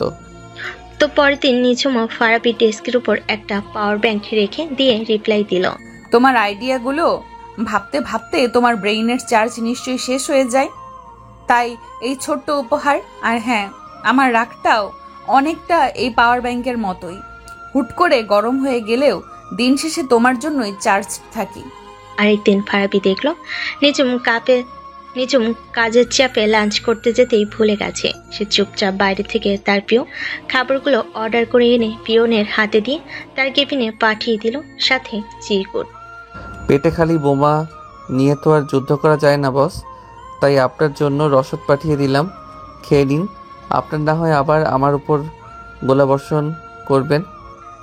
তো তার জবাবে নিঝুম বিকেলবেলা ফারাবির জন্য কফি বানিয়ে পাঠিয়ে দিয়ে একটা ছোট্ট নোটে লিখলো, তোমার চেয়ে বেশি আমি দোষী ছিলাম। তোমাকে এতগুলো বছর কষ্ট দেওয়ার জন্য এই একটা কাপ কফি হয়তো যথেষ্ট নয়, কিন্তু শুরুটা তো করা যেতেই পারে, তাই না? তাদের এই খুনসুটি, এই নীরব সরি বলার প্রতিযোগিতা ধীরে ধীরে তাদের 5 বছরের দূরত্বটাকে মুছে দিয়েছিল। তারা আবার নতুন করে একে অপরকে আবিষ্কার করছিল, নতুন করে একে অপরের প্রেমে পড়ছিল। অফিসের সহকর্মীরা তাদের এই অদ্ভুত পরিবর্তন দেখে অবাক হচ্ছিল। যে বস আর কর্মচারীর মধ্যে সারাক্ষণ ঠাডা লড়াই চলতো, তাদের মধ্যে এখন এমন মিষ্টি বোঝাপড়া। রিয়াদ একদিন ফারাবিকে জিজ্ঞেস করেই বসলো, দোস্ত, কাহিনীটা কি বলতো? ম্যাডামের সাথে তোর কি সোলা হয়ে গেছে নাকি? আজকাল তো দেখি তোদের মধ্যে শুধু উপহার চলাচলই হয়। ফারাবি তার নতুন কফি মগে চুমুক দিতে দিতে একটা রহস্যময় হাসি হেসে বলল, খেয়ে নিন, তারপর না হয় আবার আমার উপর গোলাবর্ষণ করবেন। আর এটা সংশোধন নয় বন্ধু, এটা হলো যুদ্ধের নতুন স্ট্র্যাটেজি, একে বলে ভালোবাসার স্নায়ুযুদ্ধ। এভাবেই খুনসুটির মাধ্যমে আরো কেটে গেল 2 সপ্তাহ। আজ তারা কোম্পানি থেকে যাচ্ছে কক্সবাজার ট্যুরে। এক্সকিউজ মি ম্যাডাম, আপনার পারমিশন ছাড়া কি আমি আপনার পাশের সিটটাতে বসতে পারি, নাকি এখানে বসার জন্যেও আমাকে আলাদা করে অ্যাপয়েন্টমেন্ট নিতে হবে? কক্সবাজারগামী এসি বাসের ভেতরটা অফিসের সহকর্মীদের হই হুল্লোড়ে মুখরিত। সবাই নিজেদের মতো করে সিট দখল করে আড্ডায় মেতেছে। নিঝুম জানালার পাশে একটা সিটে বসে হেডফোনে গান শুনছিল, বাইরের জগতের সাথে যোগাযোগ প্রায় বিচ্ছিন্ন করে। ঠিক তখনই ফারাবির কণ্ঠস্বর এসে বাস্তবে ফিরল। সে হেডফোনটা খুলে ফারাবির দিকে তাকিয়ে ভুর কুচকে বলল, পুরো বাস খালি পড়ে আছে, তুমি বসার জন্য আর কোনো জায়গা খুঁজে পেলে না? ফারাবি তার পাশের সিটে বসে পড়ল। পেয়েছি তো, কিন্তু আমার মন বলল সবচেয়ে নিরাপদ জায়গাটা হলো আমার বসের পাশে, কারণ বাস যদি হাইজ্যাকও হয়ে যায় আমি জানি আপনি আপনার রাগী চোখের দৃষ্টি দিয়ে ডাকাতদের ভস্ম করে দেবেন। অতিরিক্ত কথা বলা শেষ হলে একটু চুপ করবে? আমি গান শুনবো। কি গান শুনছেন শুনি? ফারাবি তার কানের কাছে থেকে একটা এয়ারপড খুলে নিজের কানে লাগিয়ে দিল। হোয়াট? আপনি এখনো রবীন্দ্রসঙ্গীত শোনেন? আমারও পরানো যাহা চাই। সিরিয়াসলি ম্যাডাম, আপনার ব্যক্তিত্বের সাথে তো হেভি মেটাল বা রক টাইপের গান যাওয়া উচিত ছিল, যেখানে থাকবে শুধু চিৎকার আর হাহাকার। নিঝুম রেগে গিয়ে এয়ারপডটা কেড়ে নিল। তোমার সমস্যাটা কি বলো তো? আমার যা ইচ্ছে আমি তাই শুনবো, তাতে তোমার কি? আমার তো অনেক কিছু, কারণ এই গানটা শুনলেই আমার সেই দিনগুলোর কথা মনে পড়ে যায়। মনে আছে ভার্সিটির 21শে ফেব্রুয়ারি অনুষ্ঠানে আপনি এই গানটা গেয়েছিলেন? সেদিনই তো আমি প্রথম আপনার প্রেমে পড়েছিলাম, যদিও তখনও জানতাম না আপনার সুন্দর গলার পেছনে একটা আগ্নেয়গিরি লুকিয়ে আছে। ফারাবি এই সরাসরি কথায় নিঝুমের মুখটা লাল হয়ে গেল। সে কোনো উত্তর না দিয়ে চুপচাপ জানালার বাইরে তাকিয়ে রইল। কক্সবাজারে পৌঁছানোর পর থেকে ফারাবি আর নিঝুম যেন আঠার মতো একে অপরের সাথে লেগে রইল। টিম মিটিং, গ্রুপ অ্যাক্টিভিটি, সব জায়গায় তারা একসাথে। তাদের এই পরিবর্তনটা অফিসের আর কারো চোখ এড়ালো না। রিয়াদ ফারাবিকে একপাশে ডেকে নিয়ে জিজ্ঞেস করল, দোস্ত, কাহিনীটা কি বলতো? তোরা কি সত্যি সত্যি প্রেম করছিস? ম্যাডাম তোকে ছাড়া এক মুহূর্তও চলছে না, আর তুইও তার লেজ ধরে ঘুরছিস। আরে এটা প্রেম নয় দোস্ত, এটা হলো বস ম্যানেজমেন্ট স্ট্র্যাটেজি। বসকে সবসময় চোখে চোখে রাখতে হয় কখন তার মেজাজ বিগড়ে যায় আর আমার চাকরিটা টুপ করে খসে পড়ে, তার কোনো গ্যারান্টি আছে? বিকেলে যখন সবাই বিচে নেমে হুল্লোড় করছে, তখন ফারাবি আর নিঝুম ভিড় থেকে কিছুটা দূরে বালির উপর দিয়ে পাশাপাশি হাঁটছিল। পরন্ত বিকেলের নরম আলোয় সমুদ্রের ঢেউগুলো সোনালি রং ধারণ করেছে। নিঝুম তার উড়ন্ত চুলগুলো সামলাতে সামলাতে আনমনে শান্ত গলায় বলল, সমুদ্রটা সুন্দর, তাই না? খুব সুন্দর। তবে আমার মনে হয় কিছু জিনিস সমুদ্রের চেয়েও বেশি গভীর আর বেশি রহস্যময়। যেমন? ফারাবি তার দিকে ফিরে একটা দুষ্ট হাসি দিয়ে বলল, যেমন আপনার মন ম্যাডাম, যার গভীরে কি লুকিয়ে আছে তা হয়তো টাইটানিকের ধ্বংসাবশেষ খুঁজে বের করে ডুবুরিরাও খুঁজে পাবে না। আপনার মনে এখনো আমার জন্য কোনো জায়গা আছে, নাকি সেটা অফিসের ফাইলের নিচে চাপা পড়ে গেছে? আবারও ফাজলামি শুরু করলে? নিঝুম তার দিকে এমন ভাবে তাকালো যেন এখনই বকা দেবে, কিন্তু পরক্ষণই তার গলার স্বর নরম হয়ে এলো। আর হ্যাঁ, এখানেও আপনি ম্যাডাম বলার কোনো দরকার আছে? আশেপাশে আর অফিসের কেউ নেই যে। আরে অভ্যাস হয়ে গেছে তো। সকালে ঘুম থেকে উঠে আজকাল মায়ের বদলে আপনাকে গুড মর্নিং ম্যাডাম বলে ফেলি প্রায়। আমার তো ভয় হচ্ছে বিয়ের পর নিজের বউকেও আবার ম্যাডাম বলে ডেকে না ফেলি। অতিরিক্ত কথা বলবে না। নিঝুম হাসার চেষ্টা করে বলল, যদিও তার গাল দুটো লজ্জায় লাল হয়ে গেছে। এখানে আমরা বস বা কর্মচারী নই, এখানে আমরা শুধু আমরা। ফারাবি তার দিকে ঝুঁকে এসে জিজ্ঞেস করলো, আমরা? এই আমরা শব্দটার মানে কি? আমি সেটাই ধরে নিতে পারি যে আমি গত 5 বছর ধরে ভাবতে চেয়েও পারিনি। এখনো যদি বুঝতে না পারো তাহলে বুঝতে হবে তোমার মাথায় শুধু গোবরই ভরা।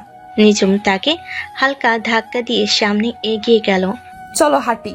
ফারাবি তার পেছন পেছন হাঁটতে হাঁটতে বলল, আচ্ছা নিঝুম, একটা প্রতিযোগিতা হয়ে যাক।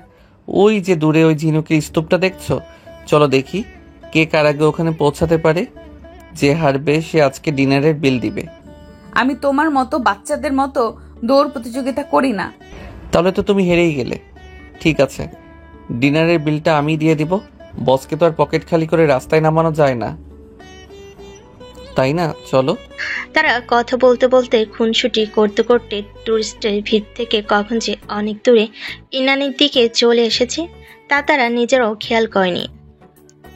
যখন তাদের হুঁশ ফিরল তখন সূর্য প্রায় ডুবে গেছে, চারিদিকে অন্ধকার নামতে শুরু করেছে, আর আশপাশে জনপ্রাণীর কোনো চিহ্ন নেই। সর্বনাশ, আমরা তো রাস্তা হারিয়ে ফেলেছি ফারাবি। এখন আমরা হোটেলে ফিরবো কিভাবে? টেনশন নিও না আমার বস। ফারাবি তার ফোনটা বের করে টর্চ লাইট জ্বালাই। তোমার এই কর্মচারী থাকতে তোমার কোনো চিন্তা নেই, আমি তো আছি, তোমার পার্সোনাল জিপিএস। যদিও আমার নিজেরই ঠিকানার কোনো ঠিকানা নেই। কিন্তু কিছুক্ষণ হাঁটার পর যখন তারা কোনো রাস্তা খুঁজে পেল না, তখন ফারাবিও কিছুটা চিন্তিত হয়ে পড়ল। ফোনে নেটওয়ার্কও কাজ করছে না।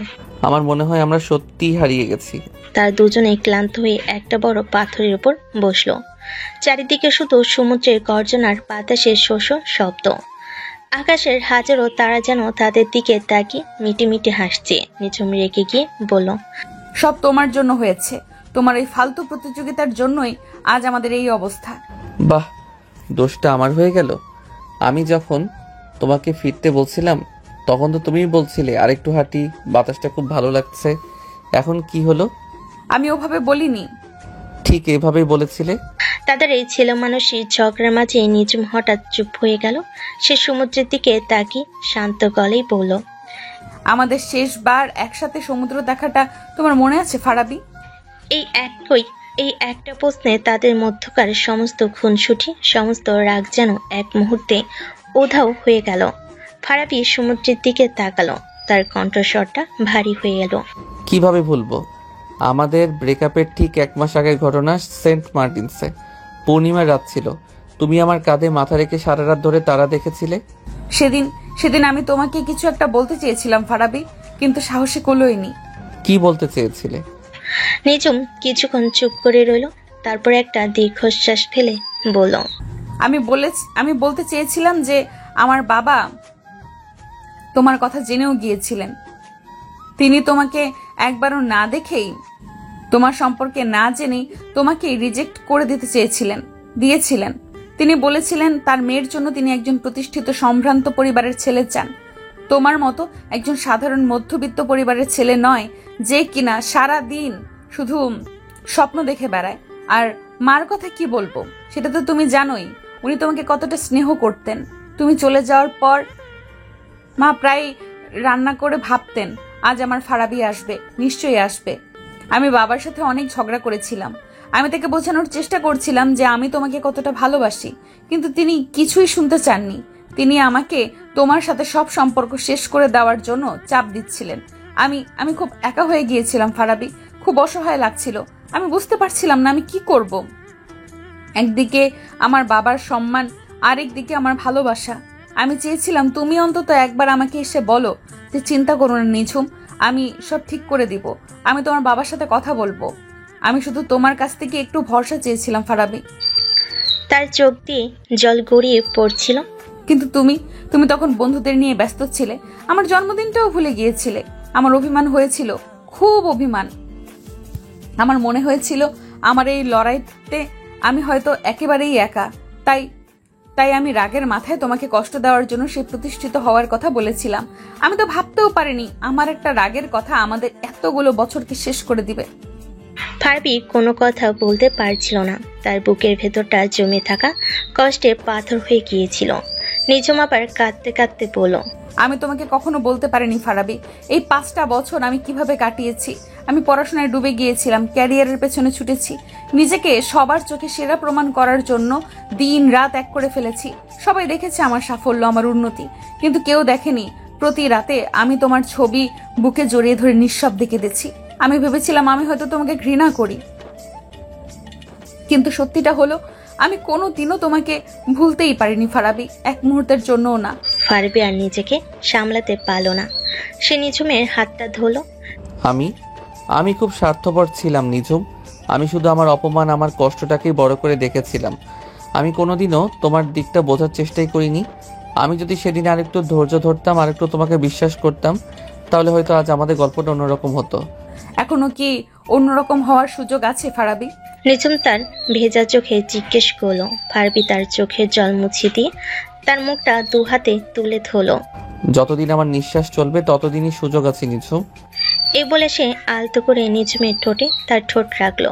সমুদ্রের গর্জন, রাতের নিস্তব্ধতা আর আকাশের হাজারো তারা সাক্ষী হয়ে রইল তাদের বহু প্রতীক্ষিত ও সুসিক্ত পূর্ণ মিলনের। আজ 5 বছর পর তারা শুধু হারিয়ে যাওয়ার রাস্তাটাই খুঁজে পায়নি, তারা তাদের হারিয়ে যাওয়া ভালোবাসাটিকেও নতুন করে খুঁজে পেল।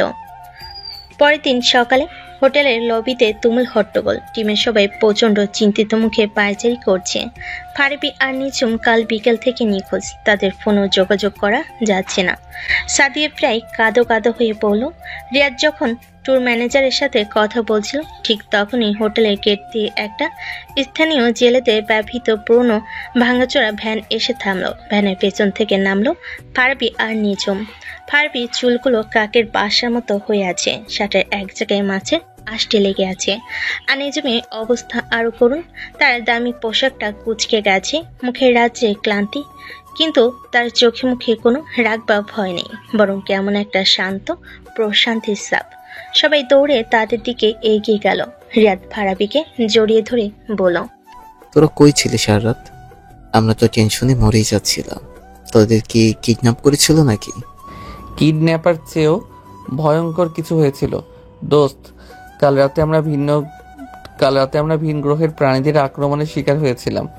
ওরা আমাদের তাদের ইউএফএতে তুলে নিয়ে সারা রাত ধরে তাদের গ্রহের সবচেয়ে কঠিন প্রশ্নটা জিজ্ঞেস করছিল, মুরগি আগে এসেছে নাকি ডিম। তার এই কথায় সবাই অবাক হয়ে গেল। নিঝুম তার দিকে চোখ গরম করে বলল, ফাজলামো বন্ধ করবে? তারপর সে সবার দিকে ফিরে বলল, সরি তোমাদের সবাইকে চিন্তায় ফেলার জন্য। আমরা আসলে হাঁটতে হাঁটতে অনেকটা দূরে চলে গিয়েছিলাম এবং পথ হারিয়ে ফেলেছিলাম। সৌভাগ্যক্রমে আজ ভোরে কয়েকজন জেলের সাথে আমাদের দেখা হয়, ওনারাই আমাদের এই পর্যন্ত পৌঁছে দিয়েছেন। হ্যাঁ, আর আসার পথে আমরা এটাও আবিষ্কার করেছি যে শুটকি মাছ শুধু খাওয়ার জিনিস নয়, এর গন্ধ পারফিউম হিসেবেও ব্যবহার করা যায়। ম্যাডামের কাছ থেকে এই নতুন জ্ঞানটা লাভ করলাম। নিঝুম তাকে কোনই দিয়ে একটা গুতা মেরে বলল, চুপ করো। তাদের এই মিষ্টি খুনসিটি দেখে টিমের বাকি সদস্যরা একে অপরের দিকে তাকিয়ে হাসলো। তার বুঝতে পারলো এই হারিয়ে যাওয়ার ঘটনাটা তাদের দুজনকে শুধু ফিরিয়ে আনেনি, বরং অনেক বেশি কাছাকাছি নিয়ে এসেছে। ট্রুথ থেকে ঢাকায় ফেরার পর অফিসের পরিবেশটা পুরোপুরি বদলে গেল। ফারাবী আর নিঝুমের মধ্যে এখন আর কোনো ঠান্ডা লড়াই নেই, আছে শুধু মিষ্টি খুনসুটি আর একে অপরের প্রতি গভীর বোঝাপড়া। ফারাবী এখন আর নিঝুমকে রাগানোর জন্য ফাজলামি করে না, বরং তাকে হাসানোর জন্য। আর নিঝুমও তার বসের খোলসটা অনেকটাই সরিয়ে ফেলে ফারাবী ছেলে মানুষগুলো উপভোগ করে। কিন্তু তাদের এই সুখ বেশি দিন স্থায়ী হলো না। এজেন্সি এক্স এর কমপ্লেনটা মার্কেটে আসার পর থেকে ব্যাপক সাফল্য পায়। কোম্পানির ইতিহাসে এটা ছিল অন্যতম সেরা ক্যাম্পেইন। সাফল্যের পুরো কৃতিত্বটাই ছিল ফারাবী, কিন্তু কোম্পানি ম্যানেজমেন্ট, বিশেষ করে সিওর সম্বন্ধী মার্কেটিং হেড মিস্টার জামান এই সাফল্যটা ঠিক মেনে নিতে পারছিলেন না। তিনি প্রথম থেকেই ফারাবীকে পছন্দ করতেন না। একদিন কোম্পানির মান্থলি পারফরমেন্স রিভিউ মিটিংয়ে সিও মিস্টার করিম ক্যাম্পেইনটার সাফল্যের জন্য পুরো টিমকে অভিনন্দন জানালেন। এই কথা শোনার সাথে সাথে ফারাবীর মুখটা ফ্যাকাশে হয়ে গেল। পুরো ক্যাম্পেইনটার আইডিয়া থেকে শুরু করে এক্সিকিউশন পর্যন্ত সবকিছু তো সে একা করেছে। আর আজ তার নামটাই নেওয়া হলো না। মিস্টার জামান, যিনি এই প্রজেক্টের কোনো খবরই রাখেনি, তিনি সব ক্রেডিট নিয়ে নিলেন। ফারাবী অপমানিত বিধ্বস্ত বোধ করছিল। সে একবার নিঝুমের দিকে তাকালো। নিঝুমের মুখও রাগে লাল হয়ে গেছে। মিটিং শেষে ফারাবী যখন হতাশ হয়ে নিজের ডেস্কে বসে আছে, তখন নিঝুম তার কেবিনে তাকে ডেকে পাঠালো। আমি খুব দুঃখিত ফারাবী, আমি ভাবতেও পারিনি জামান সাহেব এতটা নিচে নামতে পারেন। তুমি চিন্তা করো না, আমি বাদ দাও নিচুম, এটাই হয়তো নিয়ম। আমাদের মতো সাধারণ কর্মচারীদের কাজ হলো শুধু পরিশ্রম করে যাওয়া, আর ক্রেডিটগুলো বড় স্যারদের পকেটে যায়। নতুন কিছু নয়, আমি হাল ছেড়ে দিয়েছি। কে বলেছে তোমাকে হাল ছাড়তে? নিঝুমের কণ্ঠস্বর হঠাৎ করে কঠিন হয়ে গেল। তুমি হাল ছাড়তে পারো, কিন্তু আমি ছাড়বো না। এটা শুধু তোমার লড়াই নয়, এটা এখন আমারও লড়াই। তুমি শুধু চুপ করে বসে দেখো আমি কি করি। পরের দিন সকালে নিঝুম সরাসরি সিও মিস্টার করিমের রুমে ঢুকলো। মিস্টার করিম, আমি আপনার সাথে এনার্জি এক্স ক্যাম্পেইনটা নিয়ে কিছু কথা বলতে এসেছি। এক্সকিউজ মি স্যার, আমি হয়তো আপনার কথার সাথে একমত হতে পারলাম না। এই ক্যাম্পেইনের আইডিয়া, কনসেপ্ট, ট্যাগলাইন, এমনকি এর এক্সিকিউশনের প্রতিটি ধাপের পেছনে মূল মস্তিষ্কটা মিস্টার জামানের নয়, বরং আমার টিমের একজন কপিরাইটার ফারাবী আহমেদের। আমি সত্যিটা বলতে চাইছি স্যার। মিস্টার করিমের মুখের হাসিটা মিলিয়ে গেল। নিঝুম তার সামনে কিছু কাগজপত্র রাখলো। এটা হলো ক্যাম্পেইনের প্রথম ড্রাফট, যেটা ফারাবী তৈরি করেছিল। আর এটা হলো আমাদের দুজনের মধ্যকার ইমেল চালাচালি, যেখানে প্রতিটা ধাপ নিয়ে আলোচনা করা হয়েছে। আপনি যদি একটু কষ্ট করে দেখেন তাহলে বুঝতে পারবেন এই প্রজেক্টে মিস্টার জামানের অবদান শূন্য। মিস্টার করিম ফাইলগুলো দেখতে লাগলেন। তার কপালে চিন্তার ভাঁজ। আমি বুঝতে পারছি স্যার, কিন্তু আপনি এই কোম্পানির সিইও। আপনার কাছে আত্মীয়তার চেয়েও কোম্পানির স্বার্থ এবং একজন যোগ্য কর্মীর সম্মান অনেক বেশি গুরুত্বপূর্ণ হওয়া উচিত। আপনি যদি আজ ফারাবীর মতো একজন ট্যালেন্টেড কর্মীকে তার প্রাপ্য সম্মান না দেন, তাহলে ভবিষ্যতে হয়তো অন্য কোনো ট্যালেন্টেড কর্মী এই কোম্পানিতে কাজ করার আগ্রহই হারিয়ে ফেলবে। সে উঠে দাঁড়িয়ে শেষ কথাটা বলল। আমি আমার টিমের সবচেয়ে মেধাবী সদস্যদের সাথে কোনো রকম অবিচার হতে দেব না। যদি এর জন্য আমাকে আমার চাকরিটাও ছাড়তে হয়, আমি রাজি। এখন সিদ্ধান্ত আপনার। আপনি কি একজন আত্মীয়কে খুশি রাখবেন, নাকি আপনার কোম্পানির ভবিষ্যৎকে সুরক্ষিত রাখবেন? এই বলে সে আর এক মুহূর্ত না দাঁড়িয়ে কেবিন থেকে বেরিয়ে এলো। তার এই সাহসী পদক্ষেপের কথা পুরো অফিসে ছড়িয়ে পড়ল। ফারাবী যখন শুনলো নিঝুম তার সম্মানের জন্য কোম্পানির সিওর সাথে সরাসরি লড়াই করেছে, তখন তার চোখে জল চলে এলো। সে বুঝতে পারল নিঝুম তাকে কতটা ভালোবাসে। এই ভালোবাসা শুধু কথায় নয়, কাজেও প্রমাণ করে দেওয়ার মতো ভালোবাসা। পরের দিন সকালে অফিসের পরিবেশটা বেশ থমথমে, সবার মনে চাপা উত্তেজনা। সেও কি নিঝুমের কথা রাখবেন, নাকি নিজের সম্বন্ধীকে বাঁচাতে তাকে চাকরিচ্যুত করবেন? ফারাবী সকাল থেকে একবারও নিঝুমের কেবিনের দিকে তাকায়নি। তার ভেতরে চলছে কৃতজ্ঞতা, ভালোবাসা আর তীব্র উদ্বেগের এক মিশ্র অনুভূতি।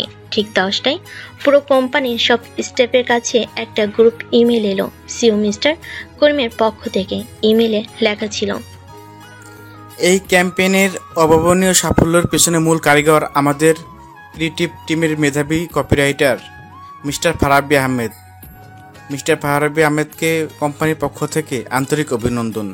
তার মেধা এবং কঠোর পরিশ্রমের স্বীকৃতিস্বরূপ তাকে সিনিয়র কপিরাইট পদে পদোন্নতি করা হলো এবং সাথে একটি বিশেষ বোনাস প্রদান করা হলো। আশা করি তিনি ভবিষ্যতেও তার এই সাফল্যের ধারা অব্যাহত রাখবেন।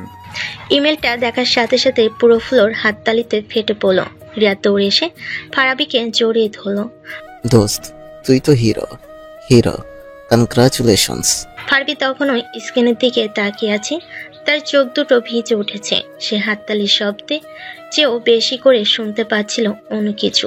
নিজমের সাহসের গল্প, তার ভালোবাসার প্রতিদানের গল্প। সে মুখ তুলে নিজমের কাছে কেবিনের দিকে তাকালো। নিজমও তার দিকে তাকিয়েছিল। তার মুখে ছিল এক প্রশান্তির হাসি। সে হাসিতে ফারাবি খুঁজে পেল তার জীবনের সবচেয়ে বড় পুরস্কার। সেই সন্ধ্যায় অফিস শেষে ফারাবি যখন বের হচ্ছে তখন নিঝুম তাকে ডাকলো। ফারাবি দাঁড়াও, তোমার সাথে আমার কথা ছিল। বলো। আজ রাতে তোমার কোনো কাজ আছে? না, কেন? মা তোমাকে দেখতে চেয়েছেন। আজ সকালে মা ফোন করেছিলেন, তিনি তোমার খবর শুনেছেন, তিনি একবার তোমাকে দেখতে চান। তুমি কি আমাদের বাসায় আসবে? সে অপ্রত্যাশিত প্রস্তাবে ফারাবি চমকে গেল। নিঝুমের মা, যাকে সে খালাম্মা বলে ডাকত, তিনি তাকে খুব স্নেহ করতেন। সেই দুর্ঘটনার রাতে নিঝুমের মুখে সে শুনেছিল তিনি অসুস্থ অবস্থায়ও তার খোঁজ করেছিলেন। অবশ্যই যাব। আমি তো নিজেই খালাম্মার সাথে দেখা করার কথা ভাবছিলাম। তিনি এখন কেমন আছেন? অনেক ভালো। চলো আমার সাথেই চলো তাহলে। নিঝুমের বাসাটা আগের মতোই আছে, সিমসাম গোছানো। ফারাবি ড্রয়িং রুমে ঢুকেই ভেতর থেকে নিঝুমের মা মিসেস আনোয়ারা প্রায় দৌড়ে বেরিয়ে এলেন। তিনি ফারাবির মাথায় গালে হাত বুলিয়ে দিতে দিতে কান্নায় ভেঙে পড়লেন। ফারাবি তার পা ছুঁয়ে সালাম করলো। তিনি রান্নাঘরে যাওয়ার পর নিঝুম ফারাবির পাশে এসে বসলো। অনেকক্ষণ গল্প আর আড্ডার পর মিসেস আনোয়ারা যখন ঘুমাতে গেলেন তখন রাত প্রায় 11টা। নিঝুম ফারাবিকে নিয়ে তার নিজের ঘরে এলো। ঘরটা আগের মতোই আছে, বই সেলফ, পরের টেবিল, দেওয়ালে সাজানো পোস্টার, সবকিছু যেন সময়ের সাথে থেমে আছে। মা তোমাকে খুব ভালোবাসেন ফারাবি। এই 5 বছরে এমন একটা দিনও যায়নি যেদিন তিনি তোমার কথা বলেননি। তোমাকে একটা জিনিস দেখানোর জন্য এখানে নিয়ে এসেছি। নিঝুম তার পরের টেবিলের ড্রয়ারটা খুলো। সে ভেতর থেকে একটা পুরনো হলদে হয়ে যাওয়া ভাঁজ করা চিঠি বের করে ফারাবির হাতে দিল। এটা কি? একটা চিঠি যেটা আমি আজ থেকে 5 বছর 6 মাস 11 দিন আগে তোমার জন্য লিখেছিলাম, আমাদের ব্রেকআপের ঠিক পরদিন সকালে। কিন্তু আমি কোনোদিন তোমাকে এটা দেওয়ার সাহস পাইনি, কারণ তোমাকে তো পরে খুঁজেই পাইনি। ফারাবি অবাক হয়ে চিঠিটার দিকে তাকিয়ে রইল। সে সাবধানে ভাঁজ খুলল। ভেতরটা নিঝুমের সেই পরিচিত মুক্তোর মতো হস্তাক্ষরে লেখা। প্রিয় ফারাবি, প্রিয় লিখলাম কারণ তুমি ছাড়া আর কাউকে এই শব্দটা বলার অধিকার আমি কোনোদিন দিতে পারবো না। জানি না এই চিঠিটা কোনোদিন তোমার হাতে পৌঁছাবে কিনা। হয়তো পৌঁছাবে না, হয়তো এটা আমার ড্রয়ারের কোনায় পড়েই থাকবে, আমার না বলা কথাগুলোর মতো। কাল রাতটা ছিল আমার জীবনের সবচেয়ে ভয়ঙ্কর রাত। তুমি যখন ফোনটা কেটে দিলে তখন আমার মনে হয়েছিল আমার পৃথিবীটা বুঝি শেষ হয়ে গেল। আমি সারা রাত ধরে অপেক্ষা করেছি ফারাবি, ভেবেছি তুমি আসবে, তুমি এসে আমার সাথে ঝগড়া করবে, আমার উপর চিৎকার করবে, কিন্তু শেষ পর্যন্ত আমাকে জড়িয়ে ধরে বলবে পাগলি একটা। কিন্তু তুমি আসোনি। আমার খুব একা লাগছে ফারাবি, প্রচন্ড একা। যে মানুষটাকে আমি আমার পৃথিবী ভাবতাম সে আজ আমার কাছ থেকে কতটা দূরে। আমি জানি দোষটা আমারই, আমার রাগের মাথায় বলা একটা কথা, আমার অভিমান, সব কিছু জন্য আজ আমরা আলাদা। আমি তোমাকে বোঝাতে পারিনি আমি কতটা অসহায় ছিলাম, আমি তোমাকে বিশ্বাস জোগাতে পারিনি। আমি জানি না আমি তোমাকে ছাড়া কিভাবে বাঁচবো। সবাই আমাকে কঠিন বলে, অহংকারী বলে, কিন্তু সত্যিটা হলো আমি শুধু তোমার সামনেই নরম হতে পারতাম। শুধু তোমার কাছেই আমি সত্যিকারের আমি ছিলাম। তুমি ছাড়া আমি যে অসম্পূর্ণ ফারাবি। যদি কোনোদিনও এই চিঠিটা তোমার হাতে পৌঁছায় তাহলে শুধু জেনে রেখো এই পৃথিবীতে এমন একজন আছে যে তার ভুলের জন্য অনুতপ্ত, যে তোমাকে তার জীবনের চেয়েও বেশি ভালোবাসে আর সারা জীবন ভালোবেসে যাবে। ইতি তোমার ভালোবাসার নিঝুম। চিঠিটা পড়তে পড়তে ফারাবি চোখ দিয়ে কখন যে জল গড়িয়ে পড়তে শুরু করেছে সে টেরই পায়নি। তার মনে হলো কেউ যেন তার বুকের ভেতরটা মুচড়ে দিয়েছে।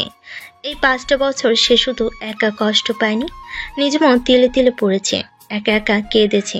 যে যন্ত্রণাটা সে একা বয়ে বেড়াচ্ছে বলে ভাবত, সেই একই যন্ত্রণা নিজমকেও কুড়ে কুড়ে খেয়েছে।